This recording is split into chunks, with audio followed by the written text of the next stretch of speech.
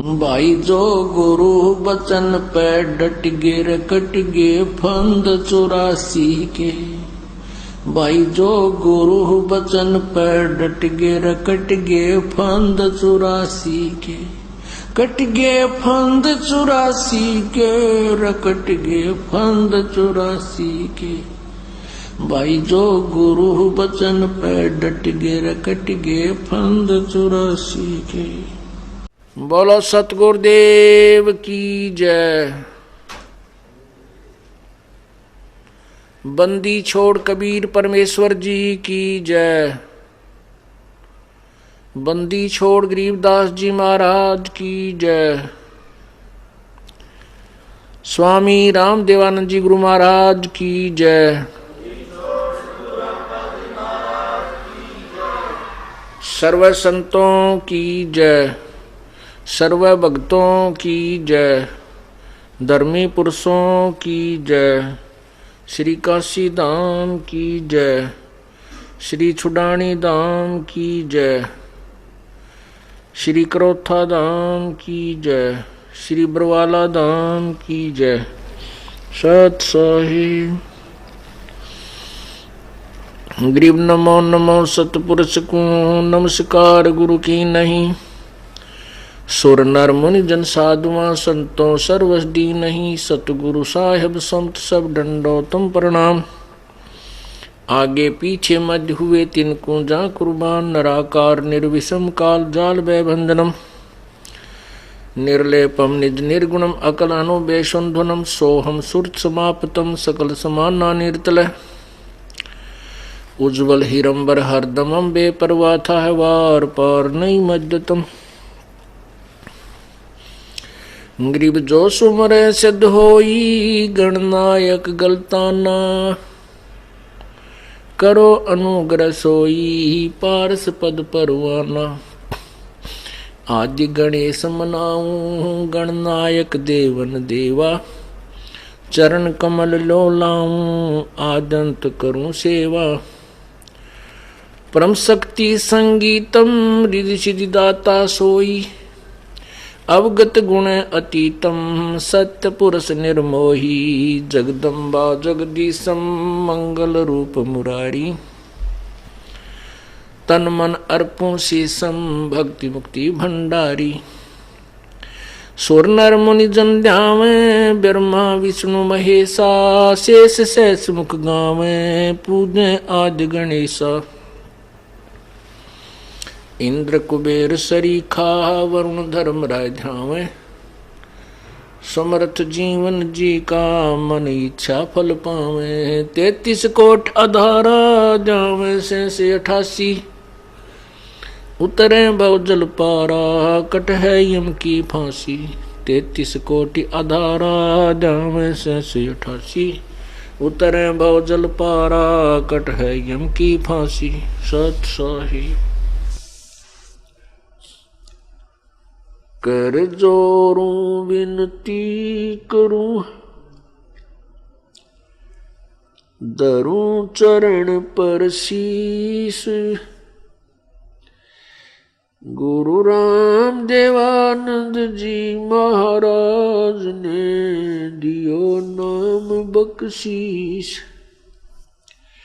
कोटि कोटि सिजदा करूं कोटि कोटि प्रणाम। चरण कमल में राखियो में बंदी जाम गुलाम।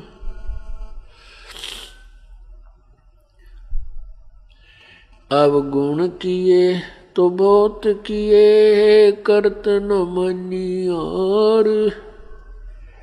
बावे बंदा बख्श दियो बावे गर्दन उतार।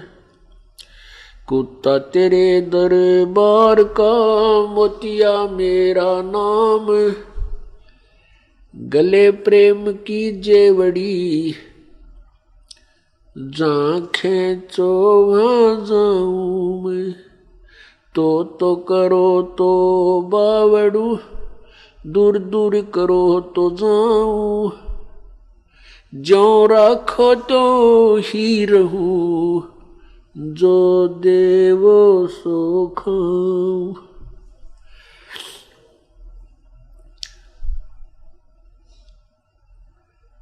जय इब के सतगुरु मिले, सब दुख आँखों रोए। चरणों ऊपर शीस धरूं, कहूं जो कहनी हो।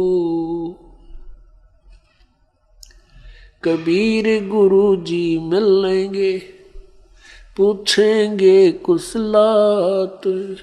आद्य अंत की सब कहूं, अपने दिल की बात। गुरु जी तुम ना भूलियो, चाहे लाख लोग मिल जाएं। हमसे तुमको बहुत है, तुमसे हमको नहीं। तुम्हारे विसारे क्या बने, मैं किसकी शरण में जाऊं। शिव विरंच मुनि नारदा, इनके हृदय न समाऊं। अब गुण किए तो बहुत किए, करत न मनी हार। बावे बंदा बख्श दियो, बावे गर्दन उतारे। अब गुण मेरे बाप जी, बख्शो गरीब नवाज। जो मैं पूत कपूत हूँ, बोहर पिता को लाज। मैं अपराधी जन्म का, नक्सक भरे विकार। तुम दाता दुख भंजना, मेरी करो संभार। बंदी छोड़ दयाल जी, तुम तक हमारी दौड़। जैसे कागज जहाज का, अब सूजत और न ठोरे।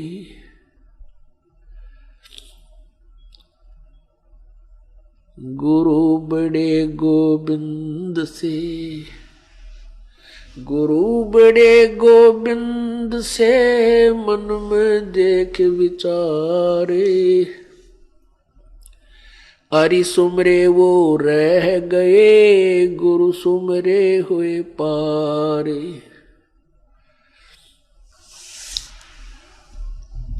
गुरु बिन माला फेरते, गुरु बिन देते दान। गुरु बिन दोनों निष्फल हैं, चाहे पूछो वेद पुराण। कबीर राम कृष्ण से कौन बड़ो, उन्हों भी गुरु कीन। तीन लोक के वे धनी, गुरु आगे अधीन।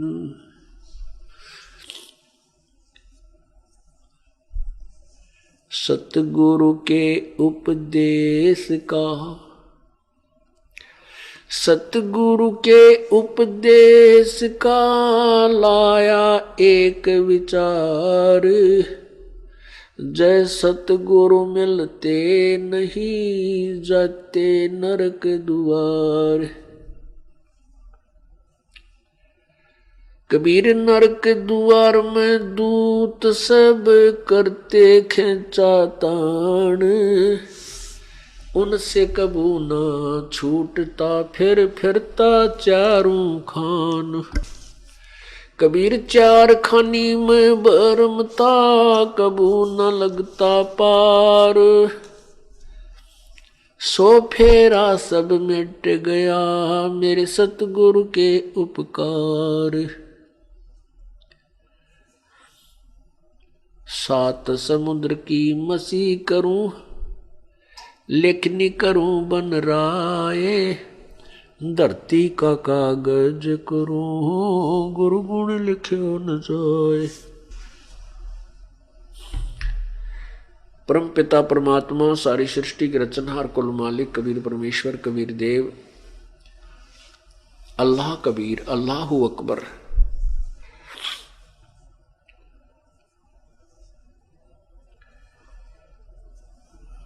अपनी प्यारी आत्माओं को यथार्थ ज्ञान, ये तत्व ज्ञान समझाने के लिए, बताने के लिए स्वयं ही यहां पर प्रकट होते हैं। वो परमात्मा यहां आने की कई प्रकार की लीला करते हैं। एक तो जैसे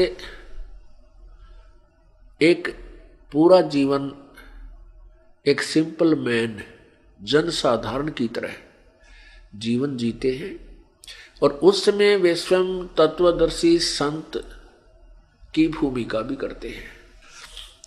और एक हंस, हंस मीन सुयोग्य भक्त, सुयोग्य शिष्य की भी भूमिका करते हैं। क्योंकि जो एक भक्त में, एक श्रद्धालु में जो गुण होते हैं वो कैसे होने चाहिए, वो परमात्मा कबीर जी स्वयं में ही एक लीला करके दिखाते हैं।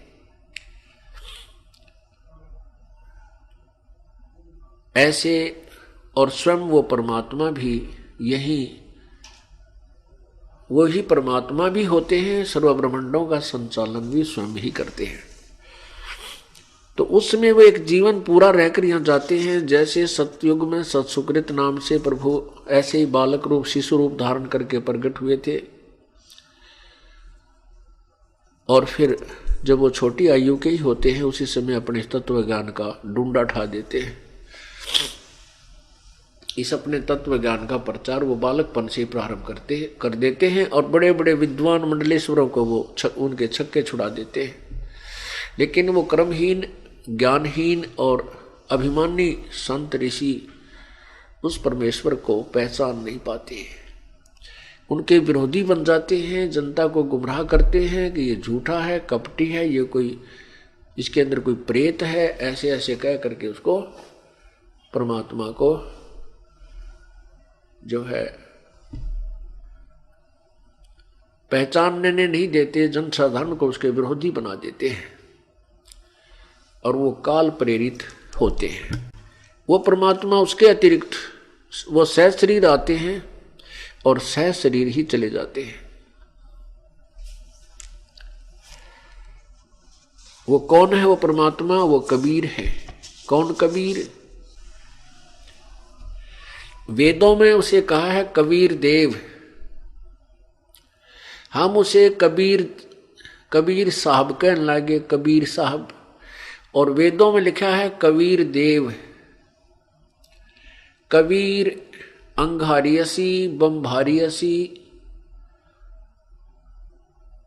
और सवर ज्योति रतधामासी। वो कबीर नामक परमात्मा पापों का शत्रु है, पाप विनाशक है। अंगारी माने पापों का शत्रु, अरि माने शत्रु, अंग माने पाप, और बम्भारी माने बंधनों का शत्रु, अच्छा अर्थात कर्म बंधन को काटने वाला बंदी छोड़ है। सवर ज्योति रतधामा यानी सतलोक युक्त है, सतलोक में रहता है, सतलोक में रहने वाला है, उसका नाम कबीर है। कुरान शरीफ में उसे अल्लाह कबीर लिखा है। अल्लाह कबीर, अल्लाहु अकबर।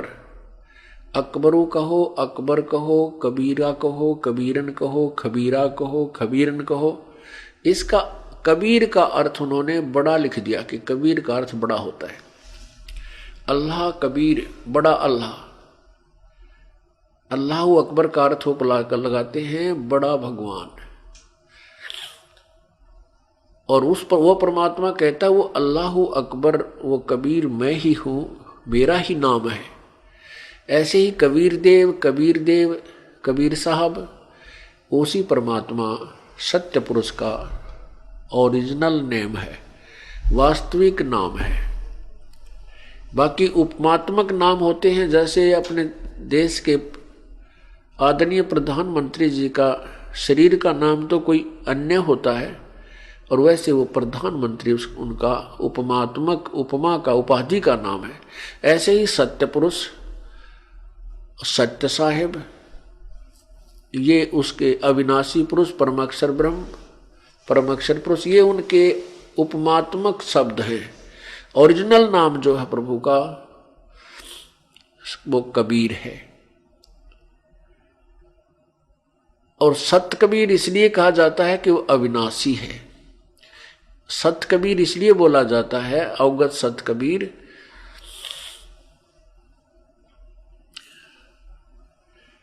कि वो अविनाशी है। वैसे कबीर नाम और भी बहुत रखे जाते हैं, लेकिन वो अभी सत्य नहीं लिख सकते उनके सामने। सत्य केवल इस परम पिता के साथ ही लगाया जा सकता है, क्योंकि ये अविनाशी है। इसलिए इसको सत्य साहेब, अविनाशी भगवान। सत्य साहेब माने, साब माने परमात्मा, स्वामी, मालिक। साब, साब, सत साब कहो, सिंपल में हम साहेब लगा देते हैं क्योंकि अभ्यास ऐसा हो गया। सत साब कहो तो सत साब, सत साब, अविनाशी प्रभु, साब। साब माने स्वामी, मालिक। जैसे कोई डिवीजन, एक ही एक क्षेत्र में अधिकारी है, उसको साहब बोलते हैं। वो कुछ एक कर्मचारियों के ऊपर का मुखिया होता है, मुखिया को साहब बोल देते हैं। स्वामी बोल दे उसको, राम बोल दे, प्रभु बोल दे, भगवान बोल दे। तो ऐसे ही वास्तव में परमात्मा मालिक कबीर जी है, वो सत्य कबीर है, अविनाशी प्रभु है।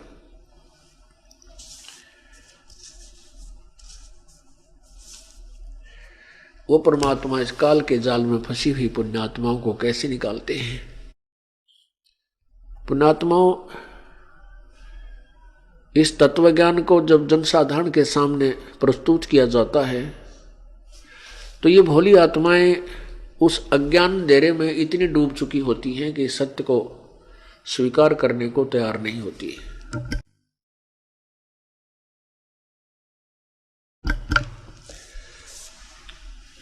ये सभी के सामने ये बातें आती हैं जो भक्तात्मा हमारे अब इस तत्व ज्ञान से परिचित होकर के अन्य अपने मित्रों को, रिलेटिव्स को जाकर के समझाने की चेष्टा करते हैं, उनको दलदल से निकालने का प्रयत्न करते हैं, ज्ञान सुनाते हैं। तो उनके सामने भी ये समस्याएं आती हैं कि वो ढेर सारे प्रश्न जो है ना, ढेर सारे क्वेश्चन पुटअप कर देते हैं। यदि वो सुनने की चेष्टा करें, सुनने का धीरज रखें, तो उन सभी क्वेश्चनों का उत्तर वर्तमान में उपलब्ध है।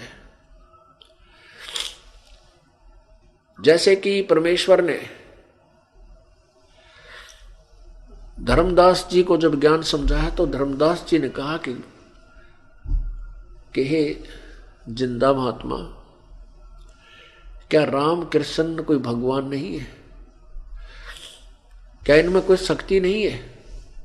आप ये कैसे कह रहे हो? जैसे भगवान श्री कृष्ण जी ने राजा मोरध्वज के पुत्र ताम्रध्वज को आरे से चीर कर, आरे से चिरवा कर, जो लकड़ी काटने का आरा होता है, पहले एक अंडल सा नून तो पकड़ लिया करते एक इधर से, और ऐसे लकड़ी काटा करते उसको चला चला के, दांतों वाला इतना लंबा आरी तो देखियोगी सभी ने, लोहे किसी के नीचे ब्लेड से होते हैं, तो आरा और लंबा होता है। आरे से चिरवाया उस मोरध्वज के पुत्र ताम्रध्वज को, और फिर कहते उसके वो मर गया, मरने के बाद उसको जीवित कर दिया और उसके शरीर को as it is Shri Krishna ji ने कर दिया। धर्मदास जी कहते हैं क्या ये उसमें शक्ति नहीं? अब ये दास उस परमेश्वर की महिमा बताएगा, और यही क्वेश्चन हमारे सामने भी पुटअप किए जाते रहे हैं। ऐसे ही ये भक्तजन कहते हैं कि क्या श्री कृष्ण में शक्ति नहीं है जब उन्होंने ऐसे एक मरे हुए बालक को जीवित कर दिया, जबकि उसके शरीर के 2 भाग हो गए थे। पुण्यात्माओं, ये कभी नहीं कहा कि रामकृष्ण शक्ति रहित हैं, या ये जीरो हैं, इनमें कोई पावर नहीं है, ये यूजलेस है? नहीं। अब जैसे एक स्टेट में, एक प्रांत में एक मंत्री होता है, वो मंत्री रिजेक्टेड नहीं है, वो मंत्री व्यर्थ नहीं है, वो पावरलेस नहीं है। लेकिन स्टेट का मंत्री प्राइम मिनिस्टर नहीं है, प्रधानमंत्री नहीं है। प्रधानमंत्री जैसी शक्ति नहीं रखता है, उसकी तुलना में वो कुछ भी नहीं है, जैसे सूरज के सामने दीपक है। लेकिन दीपक को हम यूजलेस नहीं कह सकते, लेकिन सूर्य के सामने दीपक की रोशनी को, इसकी तुलना की जा सकती है। ऐसे इनकी शक्ति का अंतर है। अब देखो, प्रधानमंत्री में जो पावर है उससे कुछ मिलती जुलती पावर और प्रांत के मंत्री में भी होती है। वो भी कुछ राहत दे सकता है, लेकिन जो प्रधानमंत्री राहत दे सकता है, स्टेट का यानी प्रांत का मंत्री कभी नहीं दे सकता। तीन लोक का राज है, तीन लोक का राज है, ब्रह्मा विष्णु महेश। ऊंचा धाम कबीरे का, वाणी विरह विदेश। तीन लोक के अंदर इनकी प्रभुता है, ब्रह्मा विष्णु महेश की। लेकिन ऊंचा धाम, परमात्मा का जो धाम स्थान, वो सबसे ऊपर है, सर्वोपरि है। तो उसके विषय में ये अमरवाणी ही आपको जानकारी दे सकती है, उसके द्वारा दिया हुआ ज्ञान ही हमें बताएगा। अब दास आपको एक इससे मिलता जुलता एग्जाम्पल कबीर परमेश्वर के द्वारा एक ऐसे ही मृत बच्चे को जीवित करने का सुनाता हूं। एक शेव, एक सम्मन नाम का मनियार था, बहुत ही गरीब था, और वो परमेश्वर के वचनों से प्रभावित होकर के पूरे परिवार ने प्रभु का उपदेश प्राप्त कर लिया था, कबीर जी के शिष्य हो गए थे। जो परमेश्वर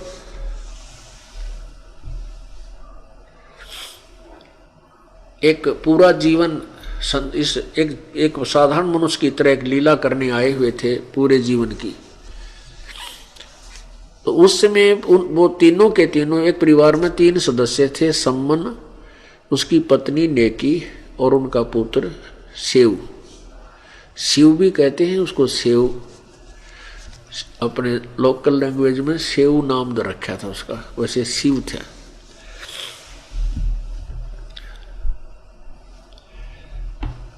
जैसे एक परमात्मा ने, कबीर जी ने शेख तकी नामक एक मुसलमान पीर, जो सिकंदर लोधी दिल्ली के बादशाह का पर्सनल पीर था, उसकी फड़क निकालने के लिए, उसके द्वारा ली गई परीक्षाओं को परमात्मा ने सफल करने के लिए, और ये चाहते थे परमात्मा के भोली आत्माएं मुझे पहचान सके। एक लड़का मृत्यु को प्राप्त हो चुका था, और कुछ ऐसे समुदाय हैं मनुष्यों के, एक ऐसी कोई किले हैं, वो न तो जमीन में गाड़ते हैं न वो जलाते हैं, वो जल प्रवाह कर देते हैं शव को मृत्यु के उपरांत। उसको अच्छी तरह एक बेड़ा सा बना करके लकड़ियों का, और उसके ऊपर उस शव को रख के, और वहाँ उसको फिर जल प्रवाह कर देते हैं कि ये कहीं जाएगा दरिया में, और इसके मांस को मछलियाँ आदि खा करके दुआ देंगी। इसका मांस किसी पशु पक्षी के काम आ जाएगा। मतलब इस धार्मिकता के आधार से वो जल प्रवाह कर देते हैं। ऐसे ही एक 12-13 वर्ष के बच्चे की मृत्यु होगी, उसका संस्कार समाप्त हो गया, उनको जल प्रवाह कर दिया। उधर से सिकंदर लोधी कबीर जी को लेकर, कबीर परमेश्वर जी को लेकर के काशी से दिल्ली आ रहे थे अपने आदर सत्कार से हाथी पर बैठाकर, और रात्रि में उन्होंने उस दरिया के किनारे पड़ाव कर लिया था। सुबह के समय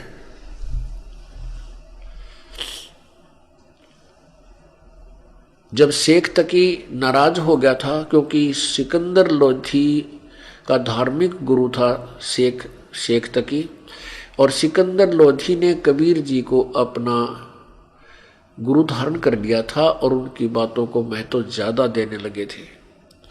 इससे शेख तकी को ईर्षा हो गई थी।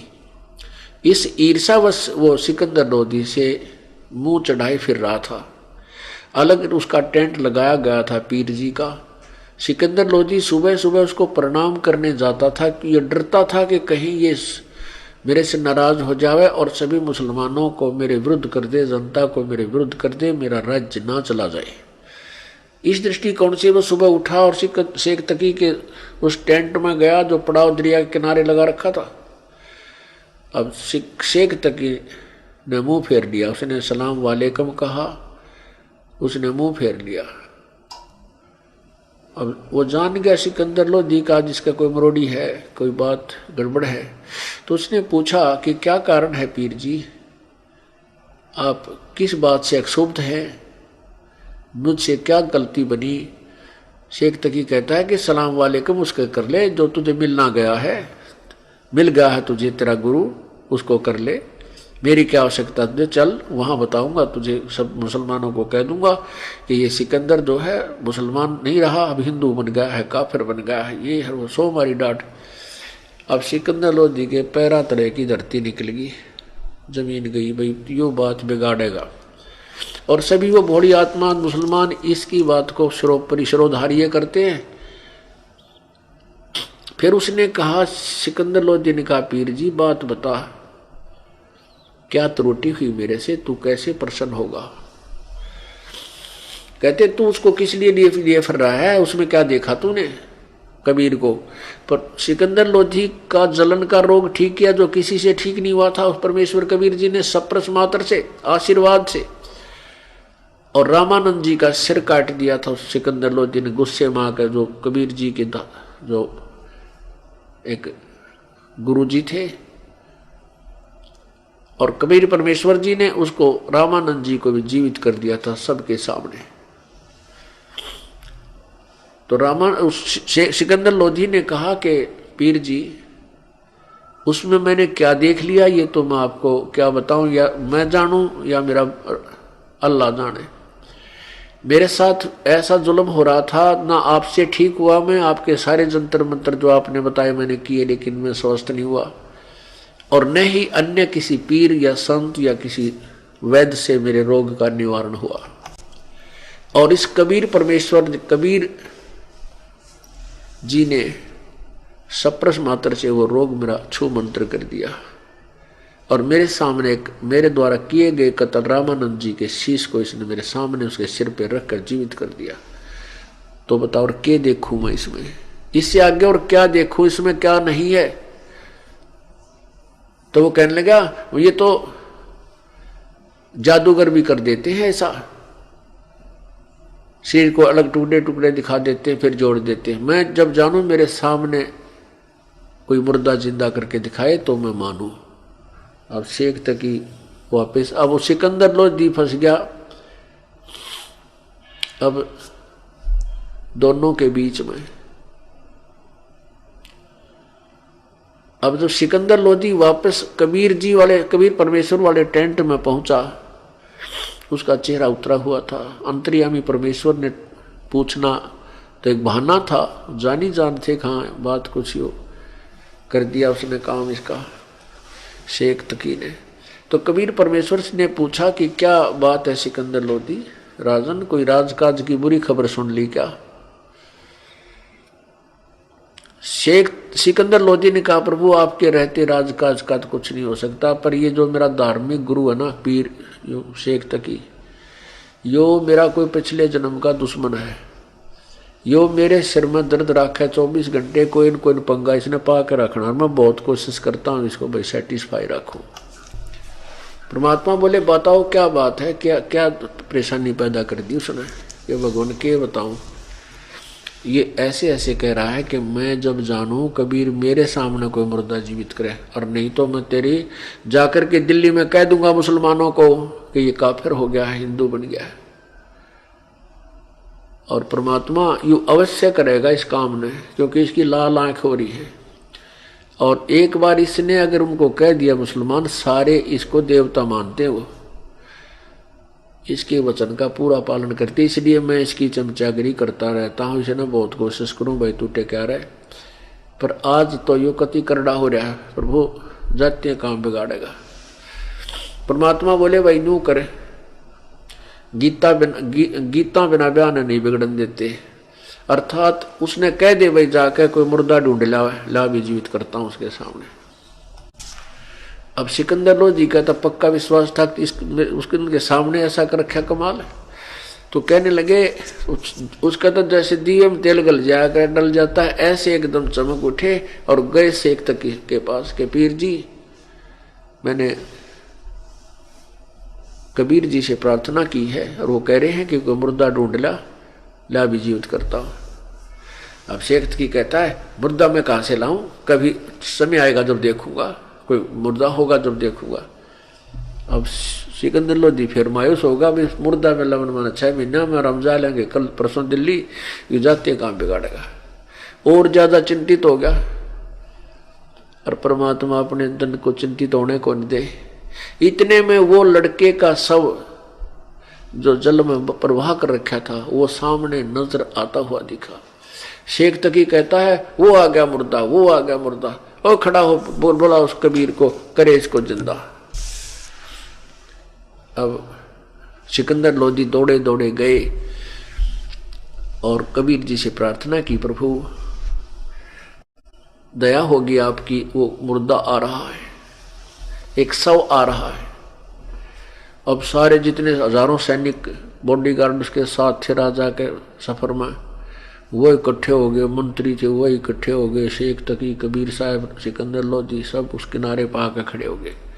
अब परमेश्वर कहने लगे सिकंदर लोधी उसको पीर जी को, शेख तकी को, कि शेख जी तू पहले कर ले जंतर मंत्र के पीछा नंबर बनाओ, मैं भी जीवित कर देता। तो सिकंदर लोधी ने तो कबीर साहब की बात को सेकंड करना ही था। कहा पीर जी आप कर लो, आप करो पहले। अब वो फंस गया। अब शेख तकी लगा अपने जंतर मंत्र फू फा करने, इतने में वो मुर्दा लगभग 600 फुट दूर चला गया, 3 एकड़ की लंबाई में बहता हुआ आगे निकल गया। अब शेख तकी कहता है मुर्दा को भी जिंदे हुए हैं, वो तो कभी कयामत आएगी तब उठेंगे, ये झूठ बोलता है। ये चाहता था कि ये मुर्दा आगे चला जाए और तेरी बला टल जाए, इसलिए मेरे को लगा दिया, तू कर ले तू कर ले। ये मुर्दे कभी जिंदे होते? परमात्मा बोले अच्छा। कबीर साहब खड़े हुए और जैसे वो बहता हुआ ऐसे जा लिया था दूर, तो परमात्मा ने ऐसे कर दिया वापस संकेत, वो मुर्दा वापस चल पड़ा। अब स्ट्रीम में यानी उल्टा पानी के बहाव के विपरीत ऊपर आ रहा, जैसे कोई नौका चलती है इंजन वाली,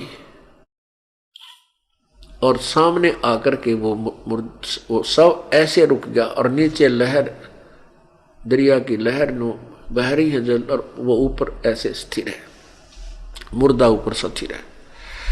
तब परमात्मा ने कहा हे जीवात्मा जहां भी तू पहुंच चुकी है, कबीर हुक्म से मेरे आदेश से वापस आ, शव में प्रवेश हो और बाहर आ। परमात्मा ने इतना ही कहा था कबीर जी ने। इतने में उस बच्चे में हलचल हुई और जो ऊपर का बंधन बांध रखे थे जेवड़ी वो रस्सी वो टूट गई, और वो लड़का एकदम बैठा हुआ खड़ा हुआ जल के अंदर, और बाहर आकर के कोई भी परमेश्वर को दंडवत प्रणाम किया। बोलो सतगुरुदेव जय, बंदी छोड़ कबीर परमेश्वर जी की जय। पुण्यात्माओं, ये जो बुद्धिहीन, ज्ञानहीन, ज्ञान नेत्रहीन अंधे क्या कहा करते, ये कभी हो सकता है? ऐसा नहीं होता, वैसा नहीं होता। अब और वेदों को मानने वाले कि वेद सत्य हैं, और वो भी नो कहा करते, ऐसा कभी हो सकता है? कोई स्वस्थ हो सकता है या कोई मुर्दा जिंदा हो सकता है? अरे भगवान कर सकता है, सब कुछ कर सकता है। आपको उन वेदों में प्रमाण देता हूं। ये देखिएगा, पवित्र ऋग्वेद, पवित्र ऋग्वेद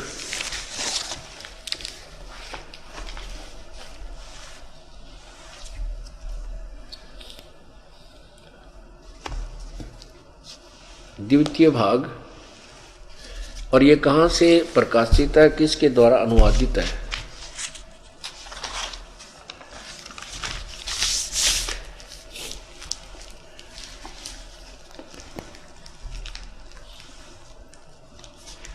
प्रधान कार्यालय वेद मंदिर, महात्मा वेद भिक्षु सेवा आश्रम, लेखराम नगर, अब्राहिमपुर, मुखमेलपुर, दिल्ली। कहाँ से प्रकाशित है? दान संस्थान,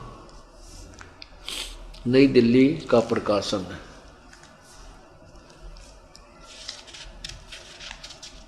और इसकी प्रकाशक कौन है? प्रकाशक है पंडिता राकेश रानी। अब इन्हीं, और ये जो लोग हैं आर्य समाज वाले, जो महर्षि दयानंद के अनुयायी हैं,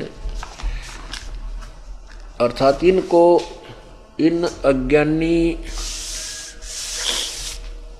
अज्ञान आधार से सत्यार प्रकाश जैसे बेहुदे ज्ञान को पढ़ कर और सुन कर उस दयानंद ज्ञानहीन की अज्ञान थ्योरी के आधार पर भोली आत्माओं को इतना आरूढ़ कर दिया कि परमात्मा ना किसी ने स्वस्थ कर सकता, परमात्मा ना किसी ने धनी बना सकता। ये सब कहने की बातें हैं। परमात्मा पाप भी नहीं काट सकता, परमात्मा रोगी को रोग नष्ट नहीं कर सकता। और ये वेदों को कहते हैं, वेदों में जो लिखा हो सत्य है, और इस वेदों वाली सत्य के ये कट्टर दुश्मन कि वो ऐसा नहीं हो सकता, उसका पक्के विरोधी। अब आपको उन्हीं के द्वारा अनुवादित, क्योंकि वेद ज्ञान जो है ये प्रभु दत्त है और ये सही है। इसको ये समझ भी ना सके वेदों में लिखा क्या है, उसके टोटली उसके विरुद्ध डंडोरा पीट रखा है और अज्ञान का प्रचार ठोक कर रखा ढोल के डंके पर। अब देखिएगा, इसी ऋग्वेद मंडल, ऋग्वेद के अंदर मंडल नंबर 10, सूक्त नंबर 161, 61 और मंत्र नंबर 2 यानी 2। ये देखो,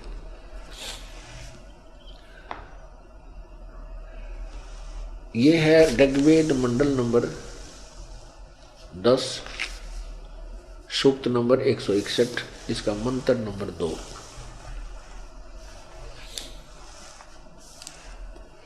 यदि किसी रोगी की जीवन शक्ति समाप्त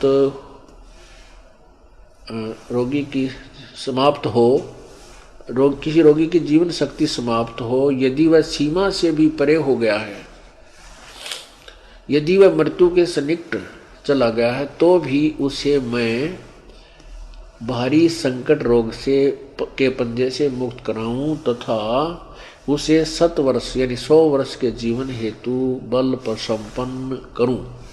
भावार्थ लिखा है, यदि रोगी की जीवन शक्ति समाप्त हो रही है और उसका रोग सीमा से पार कर गया है, तब भी परमात्मा उसे इस कष्ट रोग से मुक्त कर 7 यानी 100 वर्ष तक जीवन दे सकता है। बोलो सतगुरुदेव की जय। पुण्यात्माओं, ये दास 9 बुरा बन गया कि इनकी पोल खोल दी, खाल तार दी इनके उस ज्ञान की।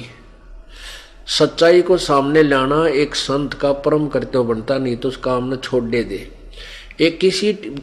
मुझ दास का कोई किसी के साथ विरोध नहीं है, ना किसी समुदाय की, क्योंकि हम सभी एक पिता की संतान हैं। और मैं टीचर हूं इस आध्यात्मिक ज्ञान का प्रभु ने टीचर बना दिया। और पहले वाले भी टीचर थे, वो भी गुरु थे, ऋषि थे, महर्षि संत थे, उन्होंने उल्टा पैड़ा पढ़ा रखा है।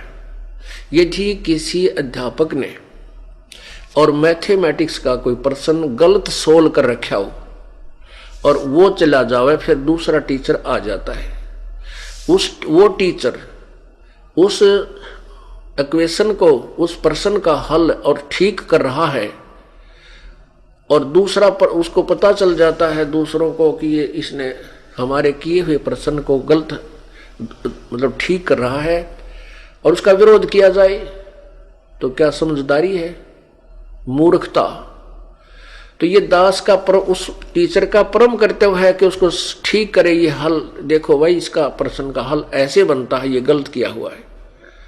तो वो उन जो है विद्यार्थियों के हित में है, अहित में नहीं है। और उसको विरोध करके उस अज्ञान को एज इट इज फिट करना रखना चाहते हैं, तो वो महाशत्रु हैं उन विद्यार्थियों के। तो ऐसे ही आप, जैसे कोई भी किसी संत या पंथ का अनुयायी है, वो विद्यार्थी है, और वो टीचर हैं जिन्होंने उनको ज्ञान दे रखा है, उनका ज्ञान गलत है, वो सिलेबस के विरुद्ध बता रहे हैं, अपोजिट बता रहे हैं। तो और सिलेबस से बाहर कोई पढ़ाई पढ़ा हुआ है, नावल हो गेवत है, तो वो अध्यापक ठीक नहीं है, वो अध्यापक ठीक नहीं है, वो तो उनका शत्रु है, बच्चों के साथ खिलवाड़ कर रहा है। तो ये आपके सामने हमारे पवित्र वेद कह रही है, और दिखा, इन्होंने भी थोड़ा सा यानी सच्चाई को छुपाने की चेष्टा कर ली, फिर भी नहीं छुपा सके। ये तो लिखना पड़ा कि भगवान घोर यानी कति मृत्यु के निकट पहुंच रहा हो, उसको विश्वस्त करके 100 वर्ष की उम्र दे दे। अब इस पुण्यात्मा ने, एक संत ने, अनुवादक ने और अच्छी तरह इसका यथार्थ अनुवाद, ये देखिएगा, ऋग्वेद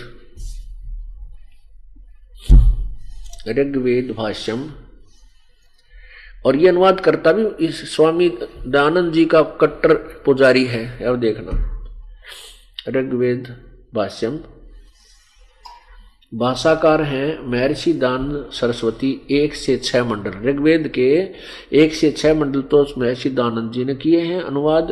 और उसके बाद श्रीपाद दामोदर 7 व लेकर मंडल 9, 7 से 10 तक इसने किए हैं। ये देखना,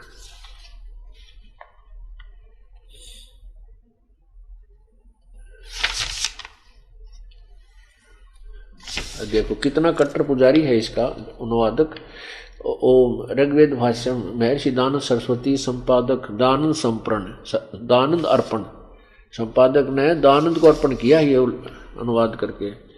विश्व मानव उत्थान परिषद पंजीकृत, सामुदायिक केंद्र, पूर्वी कैलाश, नई दिल्ली से ये प्रकाशक हैं। अब इसका देखना, इसके द्वारा अनुवाद बहुत ही अच्छा किया है। जो यथार्थ अनुवाद है ये है ऋग्वेद और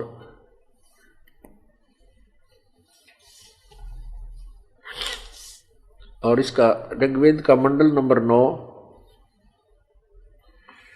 ये है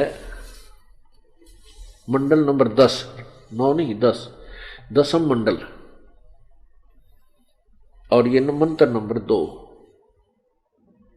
इसमें क्या लिखा है? यदि रोगी अक्षीण आयु हो गया हो, यदि वह इस लोक से चला गया यानी मर गया हो,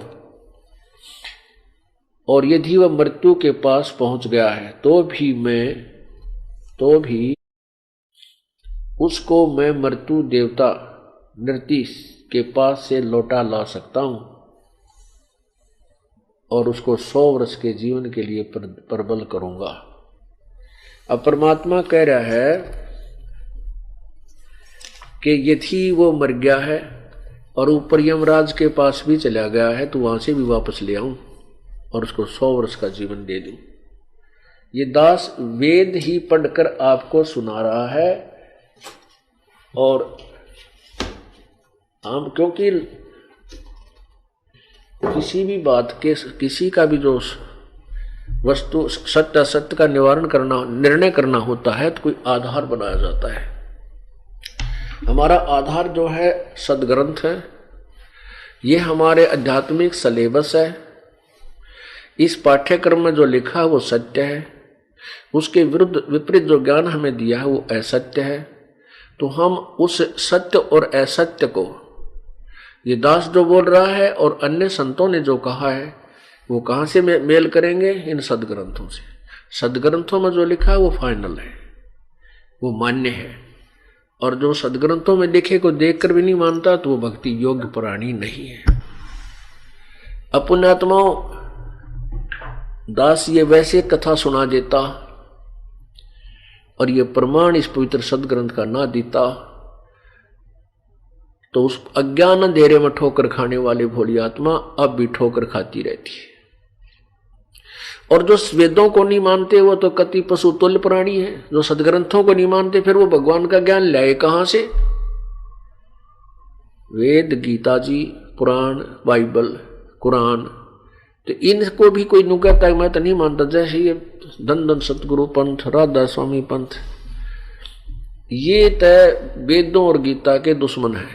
ये कहते हम इन न मानते को नहीं, क्योंकि कहते वो भी तक किसी संत ने लिखे हैं वेद और गीता, और हमारे संत श्री हजूर श्री परम धनी ने भी लिखे हैं। अब उस परम धनी का आपको 1-2 सेकंड का 1 मिनट का उदाहरण देना पड़ेगा, क्योंकि किसी व्यक्ति का नाम आया है तो उसकी छाप भी दिखानी पड़ेगी, उसके लक्षण, उसके द्वारा दिया गया ज्ञान दिखाना पड़ेगा, नहीं तो उनके अनुयायी जो है लाठा ठा लेंगे।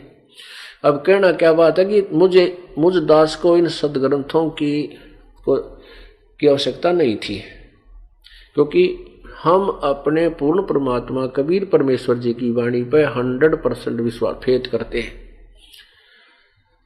उन्होंने जो लिखा फाइनल है। अब ये उनके लिए दिखाना है जो इनको इन वेदों को सत्य मानते हैं और वो कहते हैं ऐसा नहीं हो सकता, और वेद कहते हैं ऐसा हो सकता है। तो यह लालटेन दिखाने के, ये देख दास ने इतने भर रखे हैं ये सदग्रंथ, ये मेरे अपने लिए नहीं, ये तो आप जी के लिए है। एक अंधा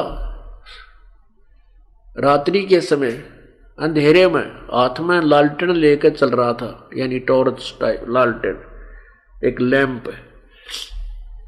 आगे से बच्चे आ रहे थे उछल कूद करते हुए, शोर मचाते हुए, बातें करते हुए। अब उस सूरदास ने कहा, अंधे ने कहा कि बेटा देखना, ध्यान से चलना, मैं अंधा हूं, दिखाई नहीं देता। बच्चा ध्यान से चलना, मैं अंधा हूं। अब वो बच्चे उसके चारों तरफ खड़े होकर कहने लगे, बाबा आप अंधे हो? कहाँ बेटा, मैं अंधा हूं, दिखाई नहीं देता। फिर ये लैंप किस लिए लिया है, लालटेन किस लिए ले रहे हो? अब वो सूरदास कहने लगा, आप आंखों वालों के लिए कहीं मेरे में टक्कर ना मार दो, देख कर मुझसे दूर हो जाओ, मैं बहुत आदमी को देख तोड़ दो दे मेरी। तो ऐसे ही ये दास ये लालटेन ले रहा है साथ में, कहीं मेरे गेल टक्कर मारना हो, पहला देख लो तुम्हारे इस चांदने में मेरे तो दूर कटल जियो भाई। और यही कारण रहा, ये क्रोथा कांड का जो रहस्य था, इसी की यही मूल कारण था।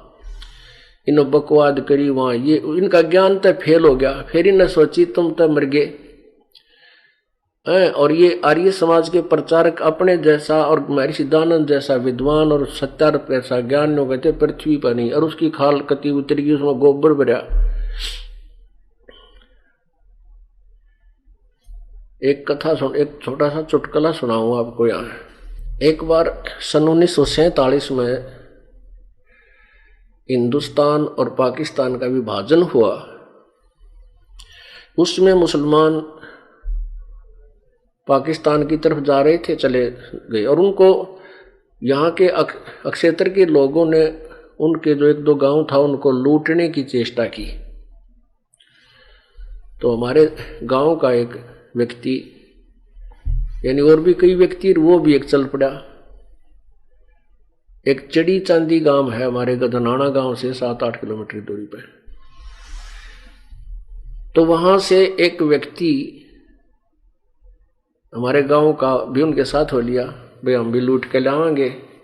तो क्या था कि वो जब तक उनकी वहां से चलने की कोई आदेश नहीं हुआ, तो चांदी में मुसलमान थे वो अपने घर से बाहर नहीं निकले भी कि कोई मार मूर ना दे, ऐसी जो ना कार बहुत गदर हो चुका था। तो बेचारे घर से बाहर नहीं निकले, अपने अंदर से ताला लाकर अंदर ही वह टट्टी पेशाब होया करा करते। और टट्टी पेशाब को वो एक गड्ढे में डाले जाते, बार बदबू होगी, और उसके ऊपर फिर सील लगा दी उन्होंने, उसको ऊपर से उसको खाम लगा दी। जैसे पहले देसी घी डाला करते, वो चिकना हा गड़ा था, वो न अपनी जान बचानी मुश्किल हो रही थी। तो घी के बारे में, वो घी का मटका जो ऊपर से चिकना था उसमें टट्टी पेशाब डालेंगे, और फिर उसको बदबू ना आवे उसके चारों तरफ ऊपर ढक्कन ढक के, और उसके ऊपर का कपड़ा बांध दिया अच्छा मजबूत सा। वो हमारे गांव और भी कोई कुछ ठा लिया, किसी ने कुछ ठाया, उसने सोचा और तो कुछ मिलता ना, यो घी का 12 ठा ले तू। अच्छा 15-20 किलो का था। और वो जो घर में प्रवेश किया, वो नई जूती पहन रहा था, वो जूती निकाल दी बाहर गली में। वह किसी घर में बगैर जूते पहने नहीं जाना चाहिए, सीधा सा आदमी था। तो उसने वो उठाया मुश्किल से, कदे वो दूसरे बठवाया भी नहीं, कदे को बटा ले। और सारी रात चला, 8 किलोमीटर वो पहुंचा, क्यों सिर पे घी का 12 वाला सहज सहज चल रहा। फिर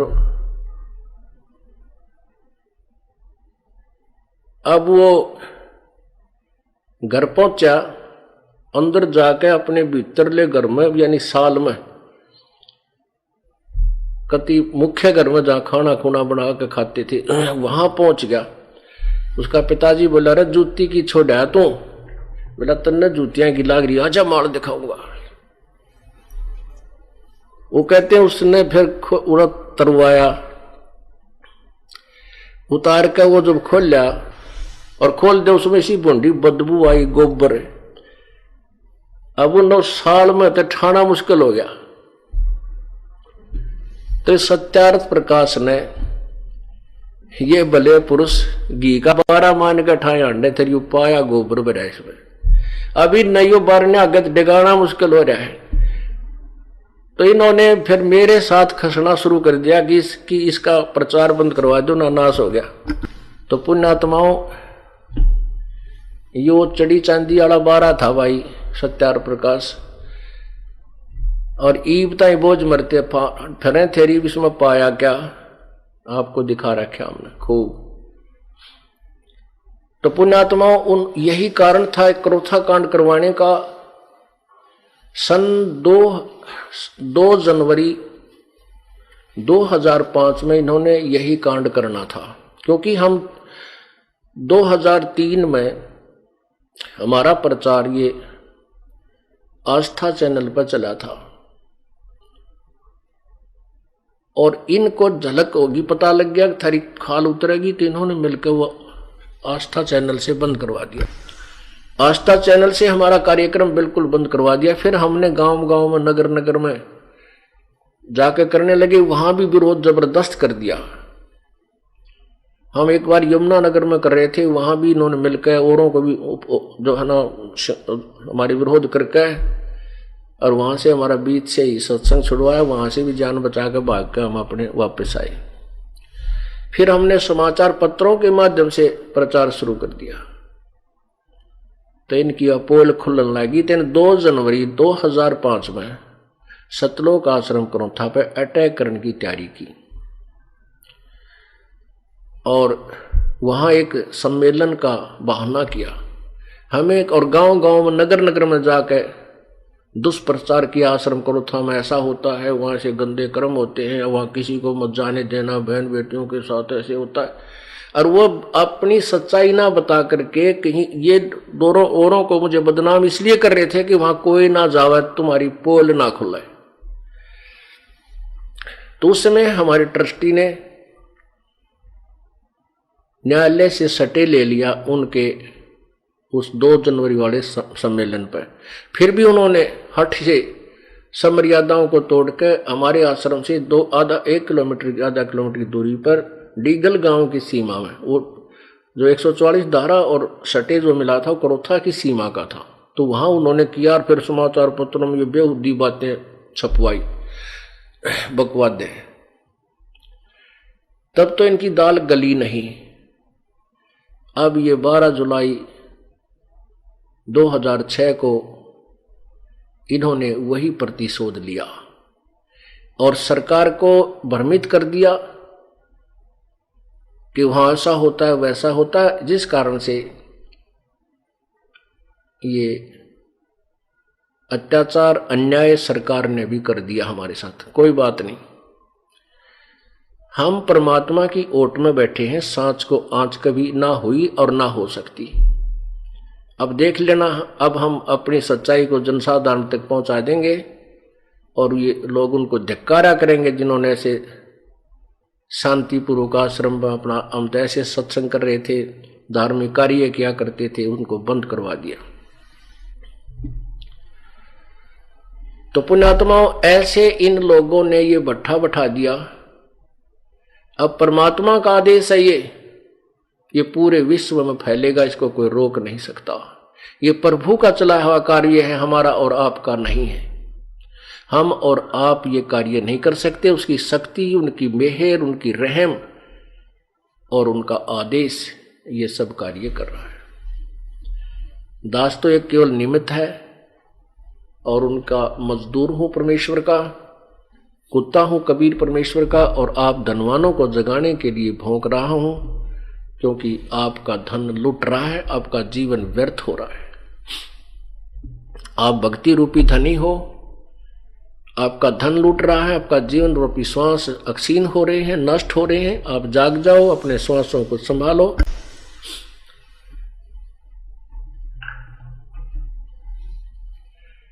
तो वो जो लड़का जीवित किया था परमात्मा ने, कबीर भगवान ने, कबीर परमेश्वर जी ने, सभी ने कहा कि परमात्मा आपने कमाल कर दिया, कमाल कर दिया कबीर जी।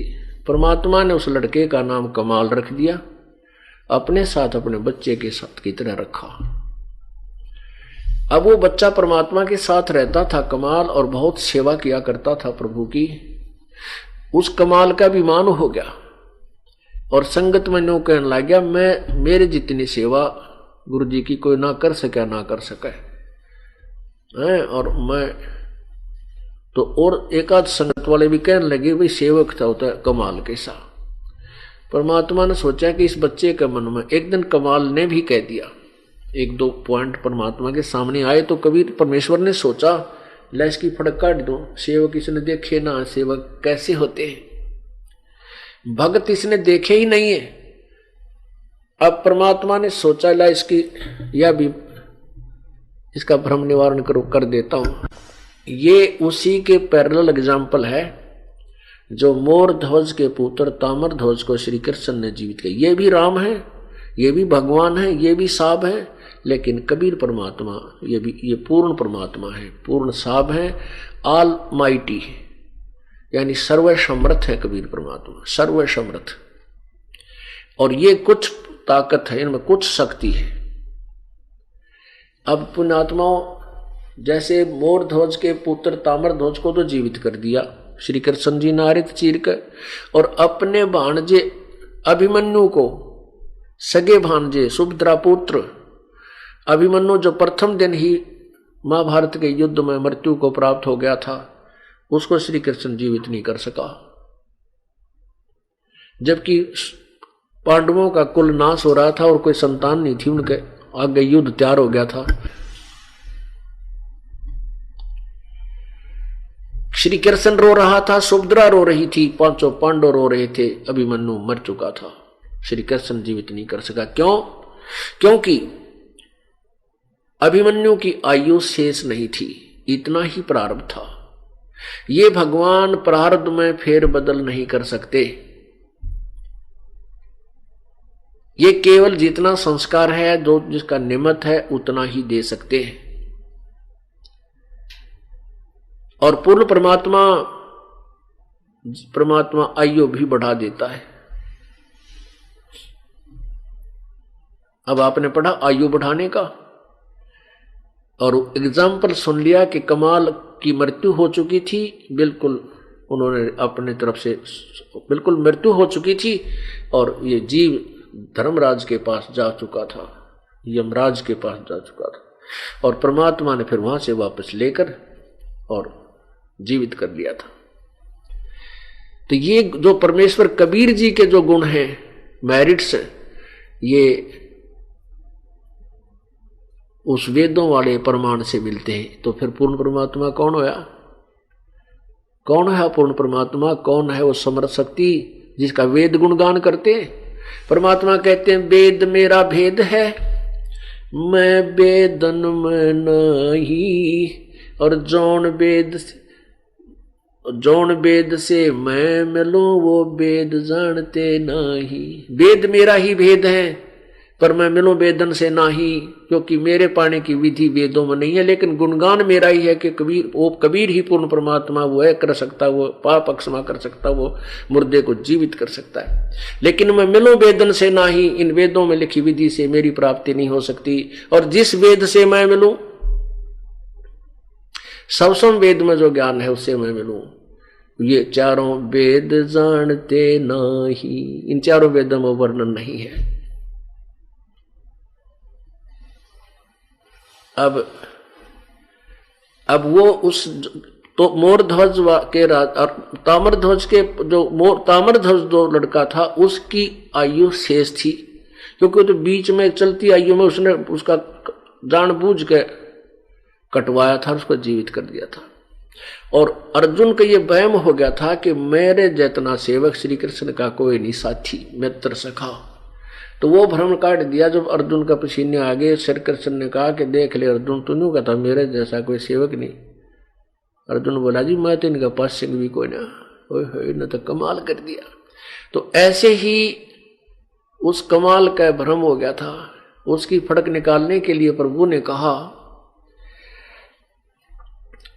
और जैसे आपको कथा सुनाई थी कि शेख फरीद नाम के एक पुण्यात्मा एक नकली गुरु की सेवा भी करते थे, और उससे उसको बहुत सी सिद्धियां भी प्राप्त थी। उस गुरु को पिछले पुण्यों की साधनाएं उनके पास होती हैं, जिस कारण से कुछ चमत्कार दिखा देगा, वो अपनी बैटरी डिस्चार्ज कर जाते हैं। और जनता उन्होंने सोचे तब महात्माएं पड़े थे, शेख फरीद की आंख भी ठीक कर दी थी, लेकिन मुक्ति नहीं दे सकते वो। ये अलग विषय है। एक सिद्धि तन कष्ट जा रहे हैं, एक सिद्धि होती है जो शरीर के कष्ट को समाप्त कर देती है।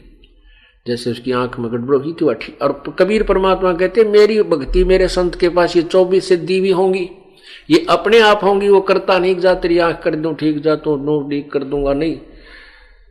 अब परमात्मा के बारे में लिखा है, तो कबीर साहब ने कहा है,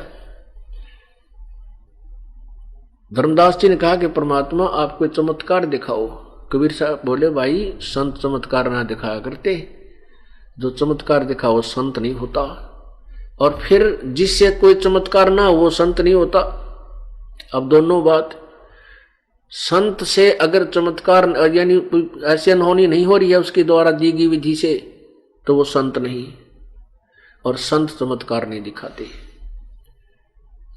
चमत्कार दिखाना न्यू है, जातरा न्यू हो जाएगा, जातरा नाश हो जाएगा, तो ये इस तरह के कहना और जाते तो वो अपनी बैटरी को समाप्त करने वाली बात है, और वो भक्त संत नहीं होते, दास। और परमात्मा की सच्ची भक्ति में ये इस तरह के चमत्कार हंग हुआ करें, अपने आप होंगे। ऐसे सुख तो जैसे यहाँ आपको पीछे सुनाया था, बधौड़ गांव का एक छोटा सा बालक 8-7 वर्ष का, उसका चाचा जो है, उसका चाचा जो लकड़ी काटता था, उस एक छोटी सी डांट लड़के की आंख में जा लगी, कत्ती कंडम हो गई, आंख मांस पाट गया। इसार के डॉक्टर ने मना कर दिया कि इस आंख में दिख कती नहीं का, ऑपरेशन जरूर कर देंगे। यहाँ गरोहा डॉक्टर को दिखाया हॉस्पिटल में, सरकारी हॉस्पिटल में, कहा कि ये आंख ऐसी होगी है जैसे कमजोर कपड़ा हो जाया करे, अब इसका ऑपरेशन करना भी डिफिकल्ट है। तो फिर यहाँ किसी भक्त ने बता दिया कि ऑल इंडिया में हमारा मित्र जान पहचान वहाँ ले चलते हैं, वहाँ ले गए। उन्होंने टेस्ट वेस्ट किया, उन्होंने भी यही कहा ये आँख में कुछ दिखेगा कुछ नहीं, क्योंकि ये गल चुकी है, इसमें मवाद बन गया है।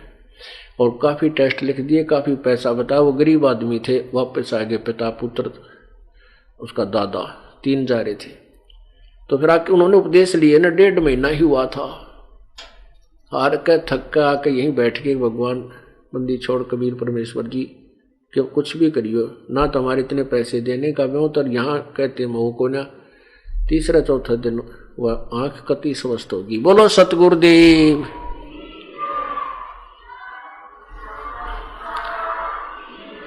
बोलो बंदी छोड़ कबीर परमेश्वर जी की जय।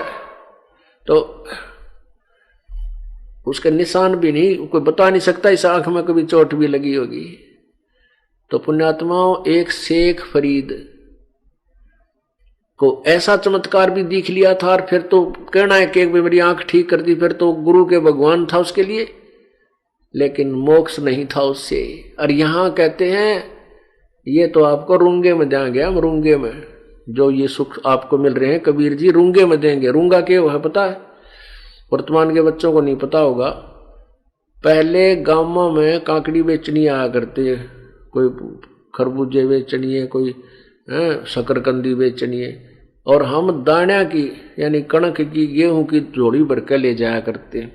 या सब्जी बेचने वाले आते तो दादी ताई काकी वो नो करा करती, ले भाई सब्जी दे दे। अब वो सब्जी एक पलड़े में तो गेहूं डाल लेता, एक में सब्जी, जो भी जैसे 1-2 बार देता, एक बार, ऐसे कुछ नियम होता था। फिर नो क्या करती, भाई रूंगा और दे, यानी सौदे थे न्यारा। वो तो जो गेहूं का जो लेना था वो तो दे दी सब्जी ने, बोले रूंगा और दे। अब रूंगा और देता ना देता नो का धर ले तेरे ना, और वापस रूंगा दे पहले। रूंगा मीना फ्री ऑफ कॉस्ट। वो फिर और देता इतनी सारी का, तो शकरकंदी या कोई और सब्जी फालतू डाल देता। तो ये जो सुख आपको हो रहे हैं ये तो रूंगे में देंगे आपको, हमारा सौदा तो और करेंगे, आपको मोक्ष देंगे, जन्म मरण से आपको सदा के लिए छुटवा के सतलोक में वास दिलाएंगे।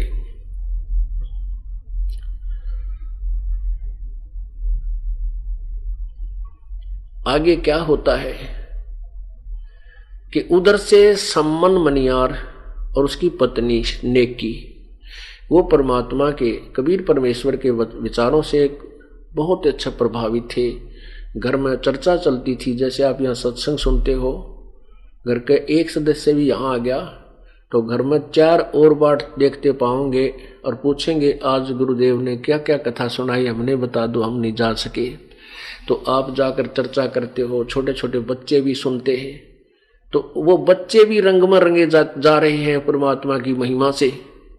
और एक घर में जाकर सारा दिन कोई ताश खेल रहा है, कोई हुक्का भर रहा है, कोई किसी की चुगली कर रहा है, रागनी गा रहे हैं, कि तो टीवी चल रहे हैं, कि तो बकवाद गाने चल रहे हैं। एक तो बालकों में वो गंदा असर पड़े, एक ये ऐसा विचार परमात्मा के और वह महिमा वहाँ गाई जाए, उन बच्चों को कितना आनंद और कितना उनका जीवन सुचारू बनता है।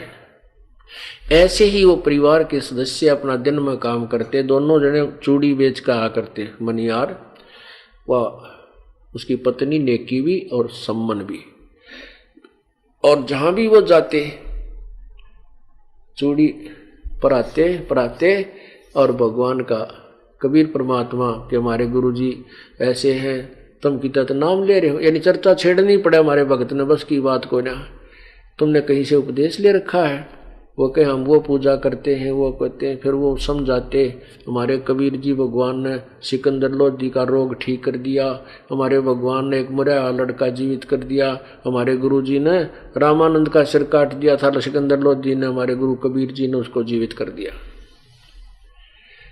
इब हम तक कहाँ साची, और ये वो तो कहें सत्य, और वह लोग उड़ाओ मजाक, वो लड़कियां उड़ाओ मजाक, क्योंकि वो लड़की औरतों को पहनाते थे चूड़ियां, तो वह हंसी करे बाद में, अकी तो मूर्ख पागल है एवं बांडे सारे दिन, ये काम होया करे करते। फिर वो चर्चा चलती है एक दूसरी बहन बेटियां में, स्त्रियों में, फिर आदमियों में पहुंच गई, अगुवनों को है ऐसे, उनका गुरुजी ऐसा है, कबीर नाम है उसका, काशी में रहता है, ऐसे उदू कर देता है, कोडी के रोग ठीक कर दिए, एक निर्धन था उसका तो उसको धनवान बना दिया। तो वो ऊपर तक ठीक बोलते पर अंदर से न कहते, तो बुद्धू है कति, ये होया करे कभी। एक आदि तो वैसे भी कह देते क्यों झूठ बोलो हो, अपनी चूड़ी बेच लो, अब उधर से क्या होता है कि वो बच्चा छोटा सा था, 10-12 वर्ष की उम्र का, सम्मन और सेऊ, तो वो भी रंग में रंगा हुआ था। तो वो भी बच्चों में अपनी यही चर्चा करता था अपने साथ हाड़ा में। तो बच्चे नो क्या करते, तुम्हारे गुरुजी कभी तुम्हारे घर आए हैं? उस सेऊ ते वो कहने लगे। और ये नकली संत कहीं कहीं चले जाते थे, तो वो ने कहा हमारे गुरुजी तो हमारे घर आते हैं। तुम्हारे गुरुजी आए कभी घर? तुम्हारे गुरुजी तो राजे लोग आगे जाते हैं, जहां उनको धन मिलता है, पैसा मिलता है, वो तो लोभी लालची है तुम्हारा गुरु। सम्मन उस सेऊ को कहा करते अन्य साथी दूसरे बच्चे।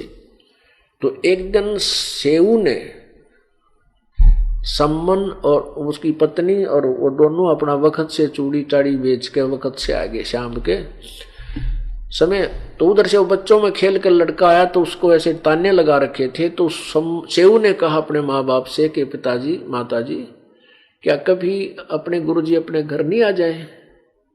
अपने गुरुजी अपने घर आ जाए तो आनंद हो जा। अब सम्मन कह रहा था बेटा, नेकी कह रही थी बेटा गुरुजी आ तो जावे, लेकिन उनको कितने शिष्य हैं और किस किस के घर जाएंगे वे? अपना पता है लाखों शिष्य हैं अपने गुरुजी के। और बेटा वो तो हाजिर है यहाँ पर, आप वो परम शक्ति है बेटा, यहाँ कौन से हम के उनसी नजरों से दूर है। तो वो लड़का ने कहा नहीं माँ, एक बार आ जाना, इन बड़का का मुंह बंद कर दूं मैं। गुरुजी यहाँ जा, बस फेरी नमक का बता दूं। हमारे गुरु मैंने कहे तुम्हारे गुरुजी तो राज्य महाराजा का जाते, जहाँ उनको अच्छे अच्छे पैसे मिलते हैं। अब नेकी ने कहा बेटा दुनिया की बात ना सुना करते भगत, इस पर कहेंगे, कल कोई और कह देंगे, फिर कुछ और कहेंगे हैं? और गुरुजी अपने साथ ही हैं।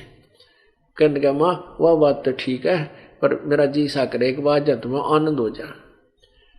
नो वो बातें कर ही रहे थे, इतने में वो 3 प्राणी, वो शेख फरीद जो कबीर जी के का शिष्य हुआ था, जो कुएं में निकाला था, उल्टा लटका भक्ति करता था, परमात्मा ने बाहर निकाला था, फिर उसको सतमार्ग बताया था, वो भी फिर प्रभु के साथ, परमेश्वर के साथ वो आत्मा अपने कल्याणार्थ रहा करती थी। तो उस दिन शेख फरीद और कमाल और परमात्मा कबीर जी, ये तीनों चल पड़े। कबीर जी कहने लगे मैं ऐसे जा रहा हूं भक्तों से मिलने के लिए, तुम चलोगे? कमाल बोला जी मैं नहीं चलूंगा, आपकी सेवा कैसे होगी, मेरे जैसा सेवक कोई आपको मिलेगा? अब ये बकवाद करने लग जाते हैं ना, जब परमात्मा समझ जाता है कि इनकी गाड़ी पटरी से नीचे जा चुकी है, इसको सेट करते हैं। शेख फरीद बोला जी आपकी आज्ञा हो तो आपका दास भी चल पड़े। अकाजा बेटा। अब तीनों चल पड़े। जो ही वो चर्चा कर ही रहे थे, इतने में बाहर गेट का बाहर खड़े एक टूटा हुआ दरवाजा, उसको वहां खड़ा होकर आवाज लगाई रहे, सम्मन है क्या घर पे? अब वो अंदर बैठे थे आंगन में,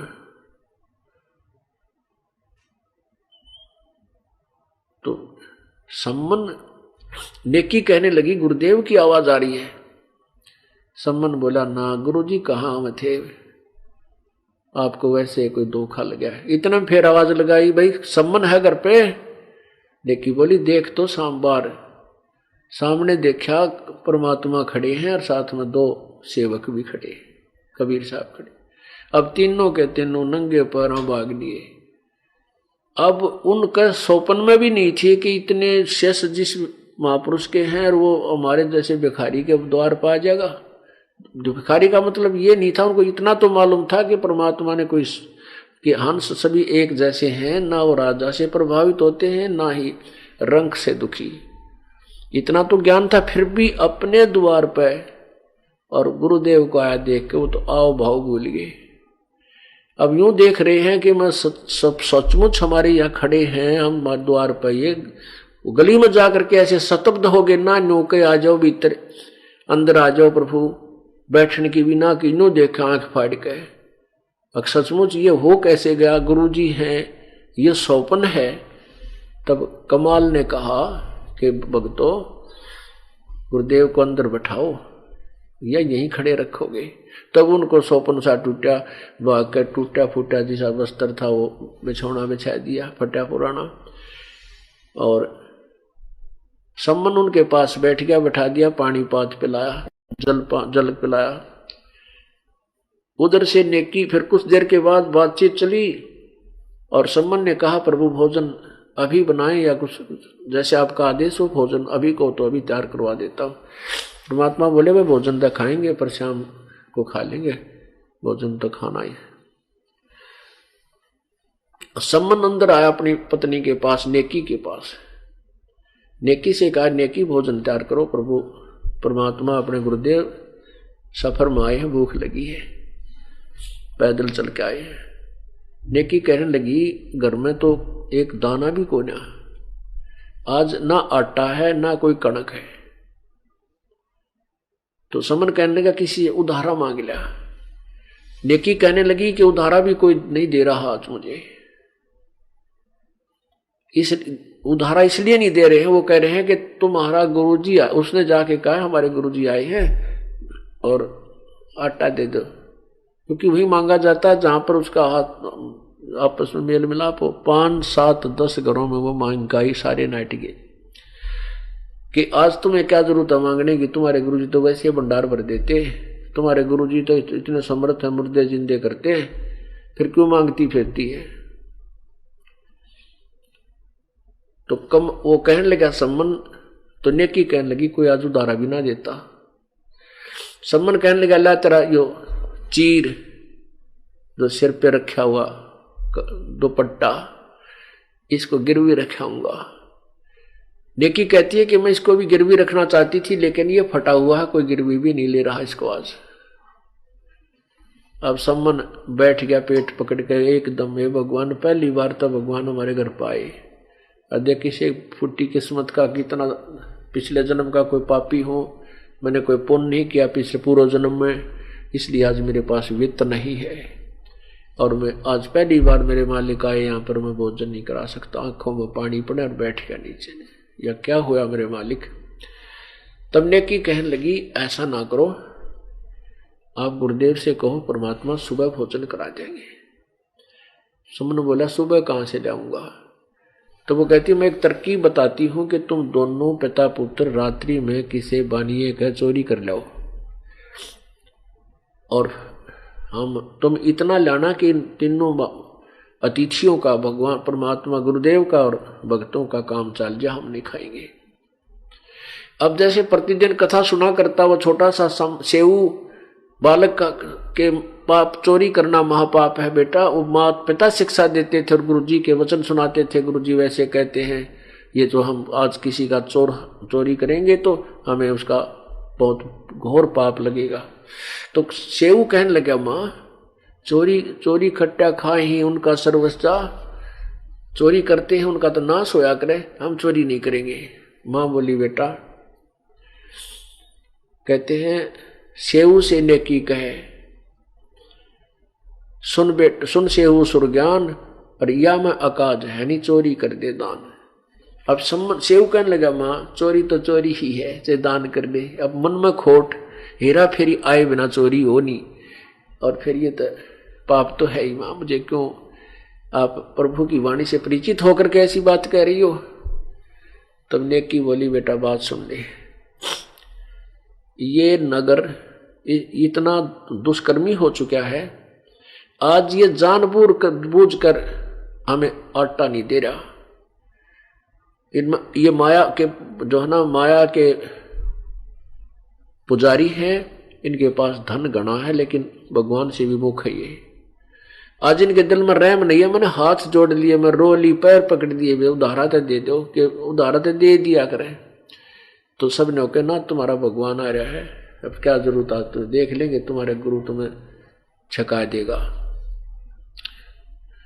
तो ये जानबूझ के बकवाद है बेटा, और हम इस नगरी में कमाया खाया है, हमारे ऊपर इनका एहसान है, और यदि आज ये भूखे चले गए परमात्मा, यो काल इस नगरी में आग ला देगा। पुण्यात्माओं, यदि राष्ट्र प्रधानमंत्री यहाँ आ जा और कोई बकवाद कर दे उसके जाए पाछा ये पुलिस वाले बकल तोड़ा कर तारा कर उसका। तो परमात्मा को प्रधानमंत्री कुछ नहीं कहता, चला जाता है। चाहे कोई गुंडा भी बोल गया हो, चाहे किसी ने डड़े भी मार दिए, वो अपना नहीं बोलता, चला जाता है। और फिर ये पुलिस वाले समारा करें उन्हें। तो ऐसे ही उसको पता था, संविधान से परिचित थी, प्रभु के संविधान से नेकी परिचित थी। तो उसने कहा बेटा सुन ले बात, एक नगरी में एक माया के पुजारी रहा करते थे और वो इतने कृतज्ञ हो गए, किसी का सत्कार नहीं करते थे। उस नगरी के पास एक साधु सिद्ध पुरुष आके रात्रि में रुक गया। उसने अपने शिष्य से कहा कि जा बेटा इस नगरी से कुछ भिक्षा लिया। वो लड़का जवान था, वो गया भिक्षा मांगने के लिए। तो नगर वाले वो सेठ लोग कहने लगे तुम करके क्यों ना खाते मुस्टंडो, भीख मांगते फिरते हो, आजा मजदूरी कर ले, चल मारवा पल्लेदारी कर ले, शाम तक तो 2 रुपये बन जाएंगे। यानी किसी ने आटा नहीं डाला, शाम का समय था। अब वो लड़का वापस चला गया खाली थैला लेकर। गुरुजी बोला रखी बात लिया नहीं। शेष बोला गुरुजी ईसा तक नगर ना देखा मैंने आज तक, कोई तो 16 माथा नहीं बोलता और सब जो है ऐसी ऐसी बातें कहते हैं। संत बोला लो कोई ना बेटा सुबह तू फिर जा।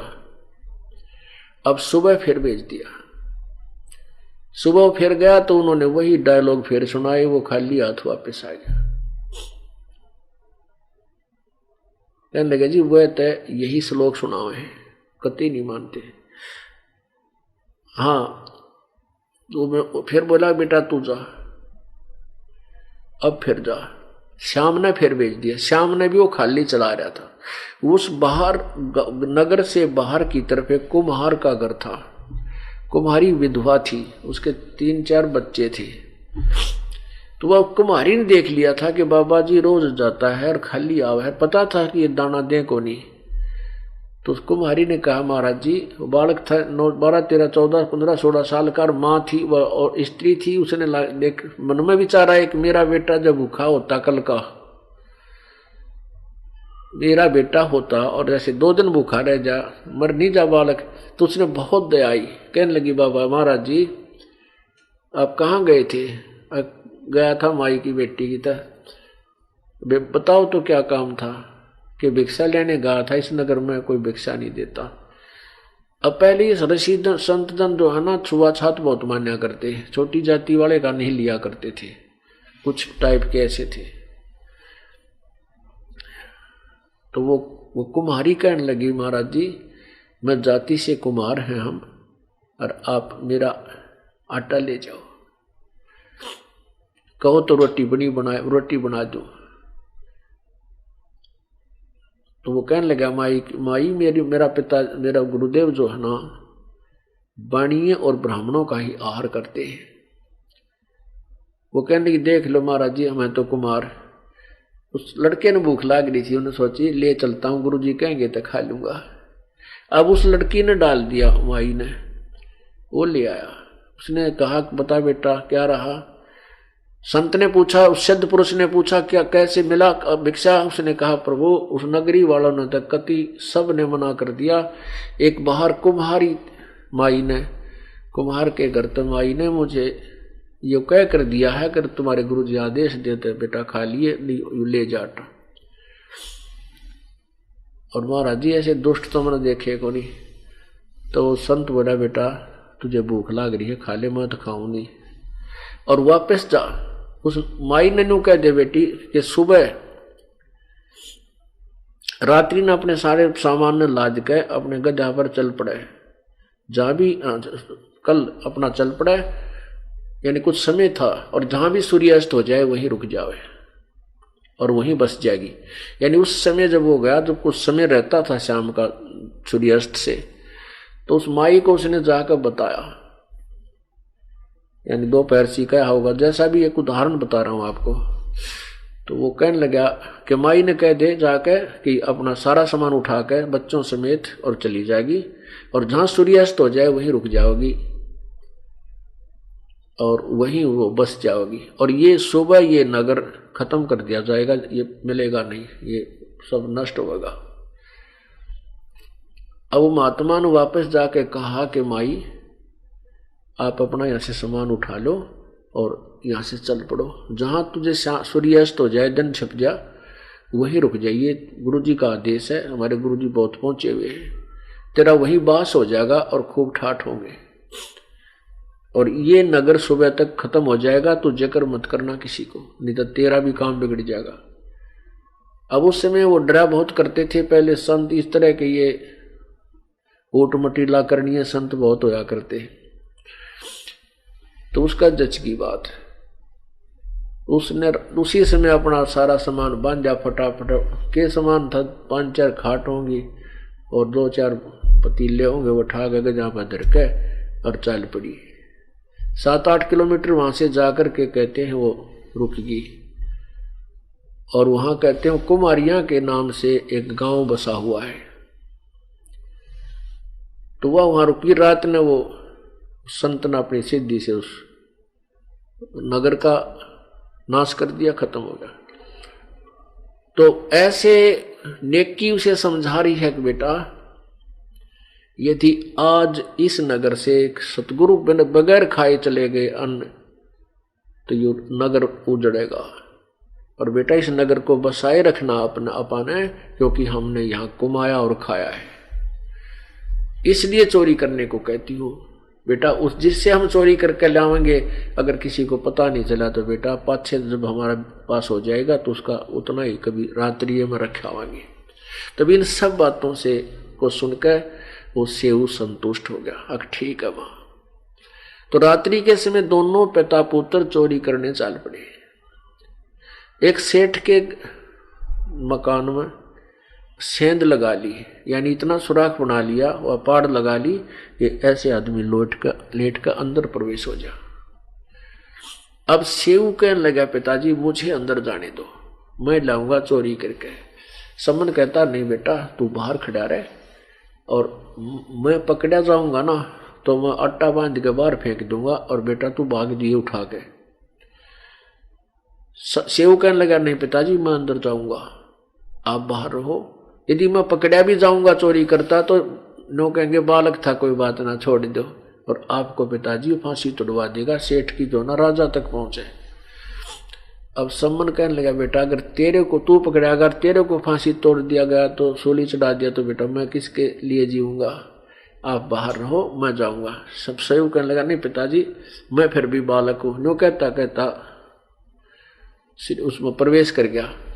तब उसने सम्मन ने कहा बेटा कति 3 शेर लाना, ज्यादा नहीं, हम तो बिल्कुल भूखे रहेंगे, हम नहीं उसको छुएंगे। तो सेऊ ने पहले तो अंधेरे में आटा ढूंढा, फिर वो डाला अपनी फटी पुरानी चादर में, चलने लगा। जब तराजू रखा था वो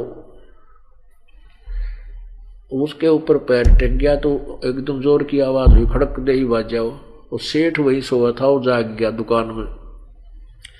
और चोर जब वो चलने की तैयारी करने लग गया उसने देख लिया, चोर चोर करके वो पकड़ लिया, और पकड़ के थाम का बांध दिया।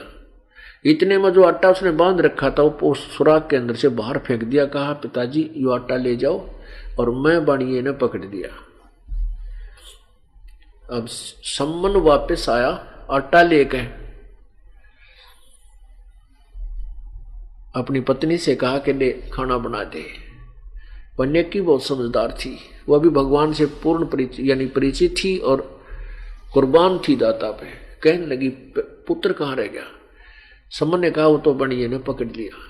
अब नेकी के मन में आया, नेकी ने अपने पति से कहा कि बात बिगड़गी, अब वो लड़का पहचाना जाएगा, और पहचान के वो लोग हमारे घर पर आवेंगे लेकर, नगर पूरा उठ का आ जाएगा और कहेंगे ये गुरुजी ये संतारे है ना, ये चोरी करवाते इन गुरुजियां का काला मुंह करेंगे, बहुत बेइज्जती हो जाएगी। हमने आहार तक कराया को नहीं और गुरुदेव की बेइज्जती हो जाए करवा देंगे, हमारा फिर कितना जीवन नहीं रहेगा। आप ऐसे करो वापस जा, तलवार ले जा। और लड़के ने कह सुनकर पर गर्दन बाहर निकलवा लिए उससे, और सेठ ने कह दिए तुम इसको बांध दे रख पैर से। और सिर काट लिया, किसी प्रकार पीला काट के, चाहे अंदर बढ़ के काट के लाना पड़ा तो ना, अपने बेटे का सिर काट लिया। वो तो छोड़ने को नहीं, बांध रहा है, सिर तक काट लिया।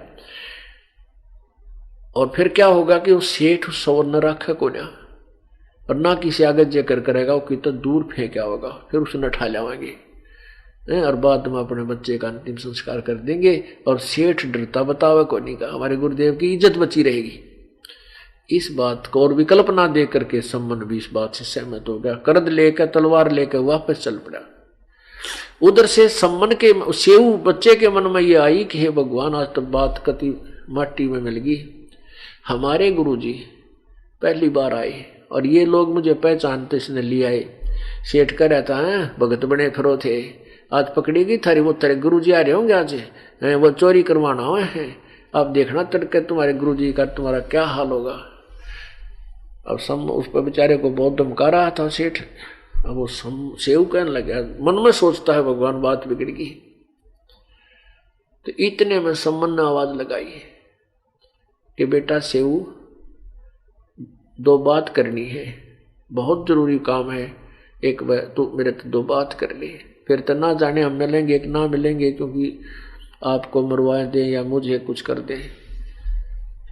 अब उधर से सेव के मन में नहीं आ गया, पिताजी ने कहूंगा कि मेरी नाड़ काट ले जा, मेरी गर्दन काट ले, नहीं तो बात बिगड़ेगी। अब सेव लड़के ने बढ़िया से कहा सेठ से कि सेठ जी बाहर मेरे पिताजी खड़े हैं और दो बात बतला रहा मैं। नो बोला हाँ, बाजन की तैयारी से थारी नाड़ ना दू सारी जानू। तो सेव बोला मेरे पैर बांध दे थाम के और रस्सा थोड़ा ढीला कर दे, मेरी गर्दन बाहर निकल जाए, मैं कान में बात बतला लूंगा। अब सेठ ने सोचा रहा कि कौन सा सोना चोर रखा है, 3 से आटा चोर रहे हैं, बात जगह तो देखी जाएगी। वो पैर बांध के रस्सा बांध दिया, थाम के ढीला छोड़ दिया और सेव ने से गर्दन बाहर निकाली। अब सम्मन भी ले गया था हाथ में तलवार, लेकिन पिता था, हाथ उठा नहीं, पीछे नौका नो रह गया। बेटे की गर्दन उतारने की हिम्मत पड़ी नहीं, इकलौता पुत्र। तब सेऊ ने कहा कि पिताजी, यदि तू मेरा बाप है, यदि मैं तेरा अंश हूं, तो मेरी एक प्रार्थना सुन ले, मेरी गर्दन काट ले पिताजी। ये बढ़िया ऐसे ऐसे कह रहा है कि कल तुम्हें वहां करेंगे, तुम्हारे गुरुजी की बेइज्जती कराएंगे, तुम ऐसे ऐसे कर रहे हो। अब जब लड़के के मुंह से यह बात सुनी तो एकदम सेऊ का हाथ में करंट सा आया और वो तलवार से सिर काट लिया। शीश ने उठा के घर ले आया और नेकी बोली, इस अलमारी में धर दे और बंद कर दे इसको। अब सेठ ने देखा तो कत्ल हो गया, उसके पांव तले की धरती निकल गई, तू फंसेगा। उसने पकड़ कर टांग उस बच्चे की घसीट कर ले गया, हाथ पकड़ कर घसीट कर ले गया उस कटे हुए धड़क शेष शीश को, शरीर को। और एक पजौवा था, पजौवा होता है एक लगाते हैं जैसे गाँव में, वहाँ ईंट आट पकाते हैं और साथ में वो मटके वगैरह पकाते हैं कुम्हार लोग। वो बहुत बड़ा खंडर से भी होते हैं उसके साथ में, और उस अलग से उसकी दीवार सी भी बन जाती है। उस पजावे में गिर आया तो नेकी बोली, तू वापस जा अब सम्मन से अपने पति से, और सेठ उस बालक ने घर पर नहीं रखेगा, और उसके पैरों उसकी घसीट जहाँ वो घिसरा कर ले जाएगा, उसकी जो निशान जा उसके साथ साथ जाके उस लड़के के शरीर ने बिठा लेना। अब सेठ जब इतने में सेठ जी तो उसने घेर ग्यार कर जो वो सुराख बना रखा था उसको लीप ल्याप के माटी सूखा रेत मार के ऐसा कर दिया, चोरी हुई है को ना। अब पहले तो वहां गया, वो देखा तो वहां तो उसने कति ओके कर रखा, जैसे पाड़ भी ना ला रखा हो, कभी सुराख ना बनाया हो, चोरी ना हुई हो। फिर उसके साथ साथ गया जो निशान था, वहां लड़के का धड़ पड़ा पाया, उसको घेर कर उसके ऊपर बोरी ही और लिया कंधे पर ला के, ताकि वो देख भी ना ले, कोई कहेगा तो कह दूंगा बेटा बीमार हो रहा है, इस तरह उठा रहा है उसको, ला कर घर न धर दिया और एक कोने में घेर कर डाल के ऊपर बोरी बारी ढक दी जैसे फटे पुराने कपड़े थे। इससे सारे रात के रिहर्सल में दिन निकलना हो गया। अब रसोई वो नेकी ने अपना वक्त सोचा रोटी बना दो, उन्होंने वक्त से खाना तैयार कर दिया। गुरुजी खाना खा कर निकल जाएंगे और सम्मन से कहते, नेकी कहती है कि आँखें पानी मत लाना, गुरुजी खाना नहीं खाओगे, जन्यों पता चल गया कि लड़का मर गया है, ये कल के भूखे। अब इकलौता पुत्र मरा पड़ा और माता पिता का आंसू भी नहीं लाना चाह रहे हैं कि बात किसके लिए? परमात्मा के लिए। पुण्यात्माओं, ये बनते हैं पुण्य, ऐसे बनते हैं ये कर्म। तो उसने रोटी बना दी और 3 पात्रों में रख दिया।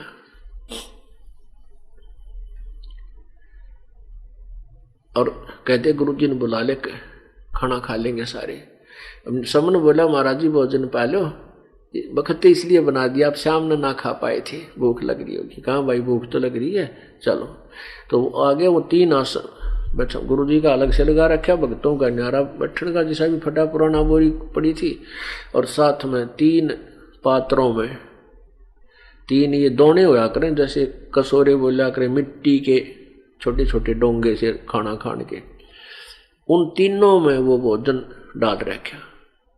परमात्मा बोले भाई, कबीर जी बोले न 6 में कर लो, आज प्रेम का प्रसाद सारे बैठ के इकट्ठे खाओगे, आप भी खाओ हम भी खाएंगे, 3 हम और 3 तुम हो। अब सम्मन ने सोचा तो बिगड़ गई बात भाई, कहने लगे नहीं भगवान आप खाओ, हम तो बाद में खाएंगे। परमात्मा बोले ना भाई, जैसे मैं कहूँ ऐसे करो। अब उसने 5 स्थानों में डाल दिया, बोला ना 6 में करो, 5 पात्रों में डाल दिया, बोला नहीं 6 में कर लो। उसी को सारों को 6 पात्रों में डाल लिया और कहा जो बैठो। अब वो 2 तो बैठ गए, भी नो पूछेंगे सम्मन की सेव कहाँ, कह देंगे वो तो कहीं बाहर गया है गुरुजी, वो तो कोई नहीं, यानी यहाँ तक कहने को तैयारी ही थी।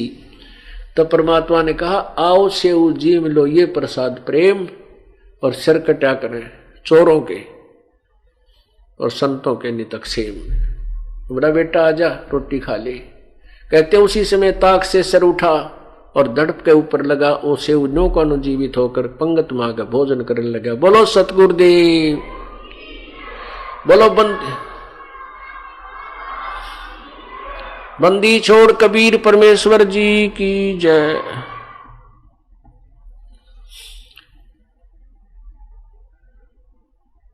सेऊ दड़प शीस चढ़ावो बैठा पंगत माही, नहीं घरेरा गर्दन कहू ओ सेऊ अकनाही। अब माता पिता का भी चक्कर पड़ गया कि इसके गर्दन में निशान भी कोनी। सेऊ धड़ पे शीस चढ़ा और बैठा पंगत माही, और नहीं घरेरा गर्दन पे, कि निशान भी कोई ना गर्दन नाड़ पे। माता पिता भी चिंतित हो गए, नो कपड़ा उठा उठा देखें यू सेऊ ओए है कि नहीं है। अंदर जाके देखा तो वह खून खून के टपके रक्त के पड़े थे, लेकिन शीश और कुछ नहीं था। तब उनका विश्वास हुआ तो बेटा वही है। पुण्यात्माओं, परमात्मा सब ने बैठ के खाना खाया, खुशी का कोई ठिकाना नहीं, और आशीर्वाद दे दिया बेटा तेरा भरपूर भंडारा होगा। अब परमात्मा ये कहकर चले गए, क्रय करावे साइया मन मलर उठा, दादू सिद्धर जीव के आप बगल हो जा। अब सम्मन के मन में ये कसूता बहम हो गया कि आज मेरे पास पैसा होता मैंने बेटा नहीं काटना पड़ता, मेरे पास आज पैसा होता तो मैंने बेटे ही गर्दन नहीं काटनी पड़ती। मतलब वो उसके हृदय में घर कर गई, या कमजोरी, या भी कमजोरी है इस भक्ति मार्ग की। तो क्या हुआ, कुछ दिनों के बाद उन्हें प्रेरणा दी परमात्मा ने सम्मन के मन में। उन्होंने सोचा कि इस अपना जो मकान था कच्चा सा, कि इसकी झोंपड़ी की द्वार यहाँ की बजाय यहाँ से निकाल लें और थोड़ी झोंपड़ी सी डाल लेंगे, इसकी टूट सी गई। ऐसे ऐसे कहने का भाव है कि वो दूसरे स्थान पर खोदन लगे। वो खोदने लगे तो वहाँ खजाना पाया उन्होंने, धन असरपी मोहर असरपी गणिये वो थी नहीं, वो परमात्मा ने भर दी, अंदर ठोक दी उनके आंगन में। उन्होंने देखा रतरा गजब हो। तो फिर परमात्मा ने प्रेरणा दे दी कि इसको उजागर नहीं होने देना। धीरे धीरे कुछ सामान लाए, कुछ बकरी ले आए, यानी कुछ और धंधा कर दिया उन्हें थोड़ा थोड़ा। तो फिर वो धीरे धीरे उसको प्रचार, उसको बढ़ाने लगे। तो कहते 1 नंबर का सेठ हो गया वो सम्मन उसी जीवन में। अब क्या हुआ कि जब पूर्ण ज्ञान हो जाता है वो मार नहीं खाते, और सम्मन मार खा गया। नेकी और सेव का पक्का दृढ़ विश्वास हो गया कि अब हम यहाँ रहेंगे नहीं इस गंदे लोक में। वो भक्ति करके पार हो गए, पर सम्मन के मन में ये दोष रह गया कि मेरे पास पैसा होता मैं ये कर देता, गुरु जी बेटा नहीं काटना पड़ता। तो वो भक्ति ना करके फिर उस माया में उलझ गया, इधर की इस तरह के विचारों में उलझ पुलझ होकर वो मर गया। मृत्यु को प्राप्त होकर फिर उस पुण्य के कारण, पिछली भक्ति के कारण, 9 शेरवा में 9 शेर खान नाम का एक बादशाह बन गया। अब वो फिर वो उसको इतना धन दे दिया कि पिछले पुण्य से ही सब कुछ मिलता है प्राणी को। उसके पास 80 खजाने थे, एक खजाने में 1 अरब रुपया का माल होता, हीरे पन्ने जवाहरात सरफी। अब वो बादशाह बन गया, 80 गंज 80 खजाने उसके पास, इतना धनवान, और चवन्नी दान नहीं करे, कंजूस इतना हो गया। अब हम तो माया चाहते हैं और परमात्मा इस माया की दलदल से हमें अलग करना चाहते हैं कि ये तुमने भक्ति नहीं करने देगी, ये तेरी शत्रु बन जाएगी। अंत में उस माया में आस्था रह जाएगी। मरते मरते जो कोठी बना रखी है बढ़िया, मरने लग गया और वो कोठी में आस्था रहेगी तो वही जन्म ले लेगा, क्या चूहा बनकर आ जाएगा, क्या गधा कुत्ता बनकर उसके कड़लाएं बैठा रहेगा, खड़ा रहेगा। तो इसलिए परमात्मा हमें चाहते हैं कि हम तत्वज्ञान से परिचित हों और माया को केवल उसी तरह प्रयोग करें जितनी उसकी आवश्यकता है। तो परमात्मा फिर गए, कहते हैं जो जन हमारी शरण है वाका हूम दास, गेल गेल लग गया फेरूं जब तक धरती आकाश। अब वो समन वाली आत्मा 9 शेर खान नाम 9 शेरवा का बादशाह बन गया था। वहां गए, साधु रूप बना के कहा महात्मा, कहते हैं राजन कुछ दान दक्षिणा कर दे, भंडारे करा कर तेरी मौज हो जाएगी। तो बादशाह बोला जी भंडारे तो कर दो पीर जी, मेरे पास पैसा नहीं, मैं तो बहुत गरीब राजा हूं। परमात्मा बोले रहिए तेरे ये वो झंडे टांग रखे होते हैं 80 गंज की न्यारी पहचान के, इस राजा के पास 80 गंज खजाना है, तो बहुत बड़ा धनवान माना जाता है। कहने लगे ये तेरी ध्वजा फरकन लायक रही भाई, 80 इतने खजाने तेरे पास। न बोला जी मैं तो कोल्ले भर रहा हूं, मैं तो अपनी इज्जत सी बना रहा हूं। इतना निकम्मा हो गया दान करने का हमारा, उस क्या नाम है नरसी की तरह। अब परमात्मा के कच्चे ने बोला बेटा जिसे तेरी नीयत से उसे हो जाएंगे। अगर तू कोल्ले मान रहा है कोल्ले हो गए, नो कह संत चल पड़ा। अब उसका फिर बात में खटकी बात में बाद में कि संत जो कहते हैं वह बात पूरी हो जाया करे भाई। उसने नौकर बुलवाए, एक खजाना खोद नीचे दाब रखा था अंडरग्राउंड, वो खुदवा के देखा कोल्ला हुआ पाया। उसने दूसरा देखा वो भी कोल्ला हो गया, वो तीसरा देखा वो भी पूरे कोयले भरे पड़े, उसमें वो धन नहीं। अब राजा को तो चक्कर आने लाएगी, जो बोला रहा देख वो महात्मा की दरगाह सैनिक को देखो महात्मा। परमात्मा जाके 1-2 किलोमीटर उड़ा बैठ गए, खावा गाय धक्के खानता रहे। तो उसने सैनिकों ने बताया जी वो महात्मा हुआ बैठे। अब वो जा है बाजा सब तो आगे से राजा और चरणा में पड़ गया, महाराज मैंने बख्श दे, महाराज मैंने बख्श दे। परमात्मा बोले भाई आधे से ज्यादा दान करे तो उसे कर दूंगा। अगर जैसे आपका उन्हें सोचे आधे तो मिलन दे, नहीं बोले जी जैसे आपको हो गया ऐसे कर दूंगा, राजा तो उसे हो पाओगे। पर एक काम करे परमात्मा का नाम ले ले, तू पहले नाम ले और मुझे गुरु बना, फिर तेरे उसे कर दूंगा। और दान करिए फिर अपने डट के, भंडारा कर मेरे आदेश से। ने बोला जी जैसे आपको नाम भी लिया और फिर उसने जाकर देखा तो जो के तो खजाने फिर चमक रहे हीरे मोती। अब उपदेश दिया, अब जो मरण लग गया ना फिर भंडारा करना पड़ा, वचन हो गए। वो आधे से ज्यादा खजाने उसने भंडारे में दान में ला दिए। अब वो ऐसा निकम्मा ही वो मन मरते समय बात बिगाड़ दे। कुछ देर पाछे कुछ वर्षों के बाद उसने मन में आ गई जब मैं किसा मूर्ख सो, एक संत ने कह दिया था तो मैं थोड़े से दान कर दूँ, इतने के जरूरी थे करने। नो करूँ वो हाथी खरीदूँ, वो घोड़े खरीदूँ, वो नो कर लूँ। उसकी फिर वह 92 होगी, मर गया, मर के फिर जन्म हो गया। फिर वो बलख बुखारे का एक बलख नाम का शहर है इराक में, उस बलख का राजा बन गया। पुण्यात्माओं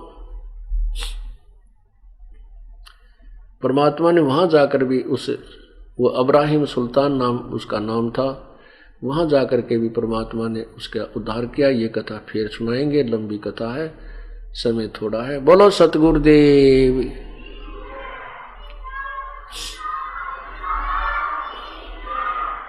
नमस्कार सर। नमस्कार सर। क्या शुभ नाम है जी आप जी का? फनीलाल दास। सर कहाँ से आए हैं आप? अररिया बिहार से। सर क्या काम करते हैं आप? मैं एक साधारण किसान हूँ। सर परम संत सतगुरु रामपाल जी महाराज की शरण में आने से पहले आप कौन सी भक्ति करते थे?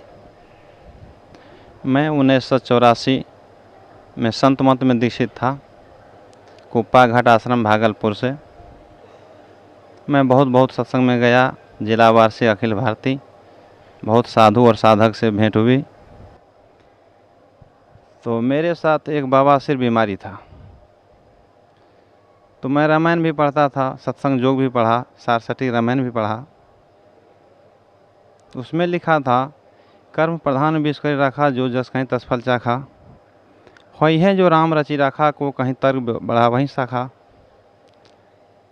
कहीं लिखा था, कह मुनि हिमवंत सुनो, जो विधि लिखा लीलार, देव दनुज नर नागमुनि को न मेटा नहार। तो मैं अपनी बात को संत महात्मा से रखता था, फिर भी वह कष्ट दूर नहीं होता था। तो एक ही मन से दो बाबाजी, जिनको साधु कहते हैं, दो प्रवचन में दो तरह की बात बोलते थे। एक साधु बोलते थे, देखो भगवान राम ने बाली को मारा था, वह कृष्णावतार में व्याधा बन के मारा, कर्म प्रधान विष कर रखा, जो जस कहीं तस फल। एक महात्मा जी बोलते थे, वाल्मीकि रत्नाकर नाम से जाने जाते थे, वह बहुत बड़ा डाकू था, इतने ब्राह्मण को मार के 72 मन जनेऊ जमा किया था, फिर भी उनको ऐसे संत मिले, क्या नाम दीक्षा दिए नहीं दिए, लेकिन उसका पाप का कहीं फल नहीं लिखा हुआ जो उनको बदला मिला है। उसमें लिखा है, उल्टा नाम जबत जग जाना, वाल्मीकि भय ब्रह्म समाना। तो मैं तर्क वितर्क करता था। तो मैं अपनी बीमारी से परेशान होकर के वह खूनी वादी में बदल गया। नरपतगंज में विष्णुकांत झा सरकारी डॉक्टर थे, मैं उनके पास गया। मिश्र जी उनके कंपाउंडर थे। उन्होंने कहा, ये बीमारी तो डॉक्टर साहब के पास भी है, वो ऑपरेशन खुद नहीं कराते हैं, तुम क्यों कराते हो? गोली खा कर के ही परहेज से चलो। तो मैं परहेज से चलता था, आदि और खट्टा नहीं खाता था। सर जैसे अभी आप बता रहे हैं कि आपने बहुत से संतों के महंतों के संग किया, सत्संग किया, आप धार्मिक ग्रंथ भी पढ़े, उससे आपको कोई लाभ नहीं मिला, आपको एक बहुत लाइलाज बीमारी लगी जिसको आप खूनी बवासीर कहते हैं, फिर उसने और भी विकराल रूप धारण कर लिया, फिर आप डॉक्टरों के पास भी गए। तो बड़ी विडम्बना आप बता रहे हैं कि जिस डॉक्टर के पास गए उसे भी ये बीमारी थी, तो उसका इलाज भी उसके पास भी नहीं था। तो फिर सर परम संत सतगुरु रामपाल जी महाराज की शरण में आप कैसे आए? इसी तरह से आते आते 2010 में मेरी माँ की मृत्यु हो गई थी। तो मैं फुलिया भसाने के लिए हरिद्वार आया था। तो हरिद्वार में किसी व्यक्ति ने किताब बेच रहा था और मेरे साथ में कोई साथी नहीं था। तो हिंदी में लिखा हुआ ज्ञान गंगा पुस्तक देखा, तो मैंने कीमत पूछा कितना, तो बोला कि 10 रुपया में बेचता हूँ। कहा एक किताब दे दो। किताब मैं ले करके अमृतसर के लिए गाड़ी पकड़ लिया, और अमृतसर जाकर भी कोई नहीं मिला, जान पहचान के लोगों को नहीं देखा। वहाँ से मैं अटारी बॉर्डर पाकिस्तान के निकट चला गया। वहाँ कुछ आदमी मिला, दर्शन हुआ, फिर वहाँ से घर वापस आया। मैं किताब को पढ़ा तो बहुत सी बातें को नहीं समझ पाया, लेकिन 3 बात मुझे याद रहा। एक सतलोक, दूसरा एक जगह लिखा हुआ है, आयुर्वेद में लिखा है, पापी से पापी व्यक्तियों को, भयंकर से भयंकर रोगों को मैं दूर कर देता हूँ, ऐसा आयुर्वेद ने कहा। एक जगह लिखा हुआ है, काटे बंधन विपत्ति में कठिन किया संग्राम, चिन्ह रे नर प्राणियाँ गरुड़ बड़ो की राम। समुद्र पाट लंका गयो, सीता को भरतार, ताही अगस्त मुनि पीप गयो, दोनों में कौन करतार। मैं उस पर भी तर्क वितर्क कर रहा था। यहाँ राम की तो कोई बड़ाई नहीं, यहाँ तो संत की बड़ाई है। तो मैंने 10 क्लास में पढ़ रहा था तब शिक्षक दिए थे एक आशय लिखो, सिंघन के ने लहड़े हंसन के ने पात, लालन के ने बोलिए साधु ने चले जमात। संत कहीं कहीं होते हैं बिरले, हंस भी होते हैं वो मानसरोवर में होता है, लाल का बोरा नहीं होता है वह किसी किसी बादशाह के पास होता है, सिंह का जोड़ा नहीं। तो मैं इस बात को भी तर्क करता था, ऐसे कहाँ संत मिलेंगे जो इस बंधन से हम मुक्त हो जाएं। तो किताब में सिर्फ सतलोक सतलोक सतलोक मैं करता था मने मन। सतलोक है क्या? लोग कहते मरने के बाद तब जाता है सतलोक, फिर ये सतलोक कौन है? हमारे उधर के आदमी अररिया जिला के 40 बरस से पंजाब हरियाणा आते हैं, लेकिन सतलोक और रामपाल जी के बारे में कोई नहीं बोले। तो मैं मन करते करते 2012 सतलोक आश्रम आया।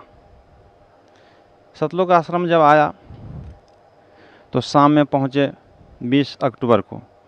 21 की सुबह में जब मैं लेटरिन करने गया तो 100 ग्राम लगभग खून गिरा।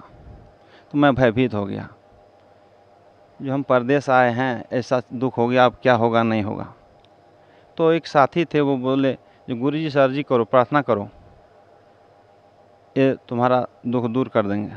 हम कहीं मुझे लाज लगता है, मैं कैसे कहूँगा इतने आदमी के बीच में, कहा नहीं बोलना होगा। तो मैं हिम्मत साध करके गुरुजी से प्रार्थना किया। तो गुरुजी मेरे तरफ देखे और बोले जाओ ठीक हो जाएगा, चिंता मत करो। वो ठीक शब्द कहते साथ ही ठीक हो गया। आज लगभग साल से ज़्यादा हुआ है, एक बूंद खून अभी तक नहीं गिरा। और मैं आधी खट्टा नहीं खाता था, आधी खट्टा खा करके मैं मने मन परीक्षा ले रहा था जो मैं ठीक है कि नहीं। अब तक नहीं हुआ है, मुझे संतुष्ट हो गया। मैं काफ़ी स्पष्ट विश्वास किया और बराबर आते रहा। यह 5वां बार है मुझे। मैं 5 सितंबर 2013 में यहाँ सतनाम प्राप्त किया हूँ। अपने बच्चे को लाकर भी दिया, अपनी पत्नी को भी लाकर नाम दिलाया। इनसे बहुत संतुष्ट हूँ जान करके जो परम संत, पूर्ण संत और कबीर साहब ही परमेश्वर हैं। मैं संत मत में से कबीर मत में, कबीर पंथी में आ गया। सर बहुत ही अच्छी बात बताई आपने कि परम संत सतगुरु रामपाल जी महाराज से आपने नाम उपदेश लिया और उन्होंने आपके ऊपर इतनी दया की कि मात्र आपने जब उनसे प्रार्थना की कि जी मुझे बीमारी है और उन्होंने कहा कि आप ठीक हो जाएंगे, तो उसी अक्षण आप ठीक हो गए और आज तक आपको वो बीमारी वापस नहीं आई है। आप बिल्कुल संतुष्ट हैं। और सबसे बड़ी बात है सर कि उन्हें वो भक्ति दी आपको, जैसे आप बता रहे थे कि आपको 5 महीने के बाद आपको सतनाम प्राप्त हो चुका है और पूरा परिवार आपका भक्ति कर रहा है। तो सर भक्त समाज को आप क्या संदेश देना चाहते हैं? भक्त समाज को मैं यही संदेश देना चाहता हूँ कि वो भी बरवाला में आकर के नाम दीक्षा लें और भक्ति करके सतलोक चलें। देखिए रामायण में एक जगह लिखे हैं तुलसीदास जी, नाम महामंत्र विषय ब्याल की, मेटत कठिन कुअंक भाल की। इस ललाट पर जो कुअंक लिखा गया है ब्रह्मा के द्वारा, वो नाम महामंत्र दे करके रामपाल जी महाराज मेट देते हैं, जो यजुर्वेद अध्याय 8 मंत्र 13 साबित कर रहा है। इसलिए आप लोग भी अपना कष्ट को निवारण के लिए बरवाला चलें। मैं इसे सोचते सोचते दिल से एकाएक हमारे मुंह से निकला, जो हरियाणा में हरि सकल, बरवाला में धर्म स्थल, पकड़ना है तो पकड़ सीमांचल, और नहीं तो घर में रहकर पी गंगा जल। एकाएक मेरे मुंह से निकला, ये चीज़ उन लोगों को सुनाया, जो कि देखिए आप लोग चलें और रामपाल जी महाराज से दीक्षा लेकर के अपने जीवन को कल्याण करें, कृतार्थ करें। यही मेरी शुभकामना है उन लोगों के साथ। जी धन्यवाद आपका, बहुत बहुत धन्यवाद sir, thank you so much. बोलो सतगुरुदेव की जय हो।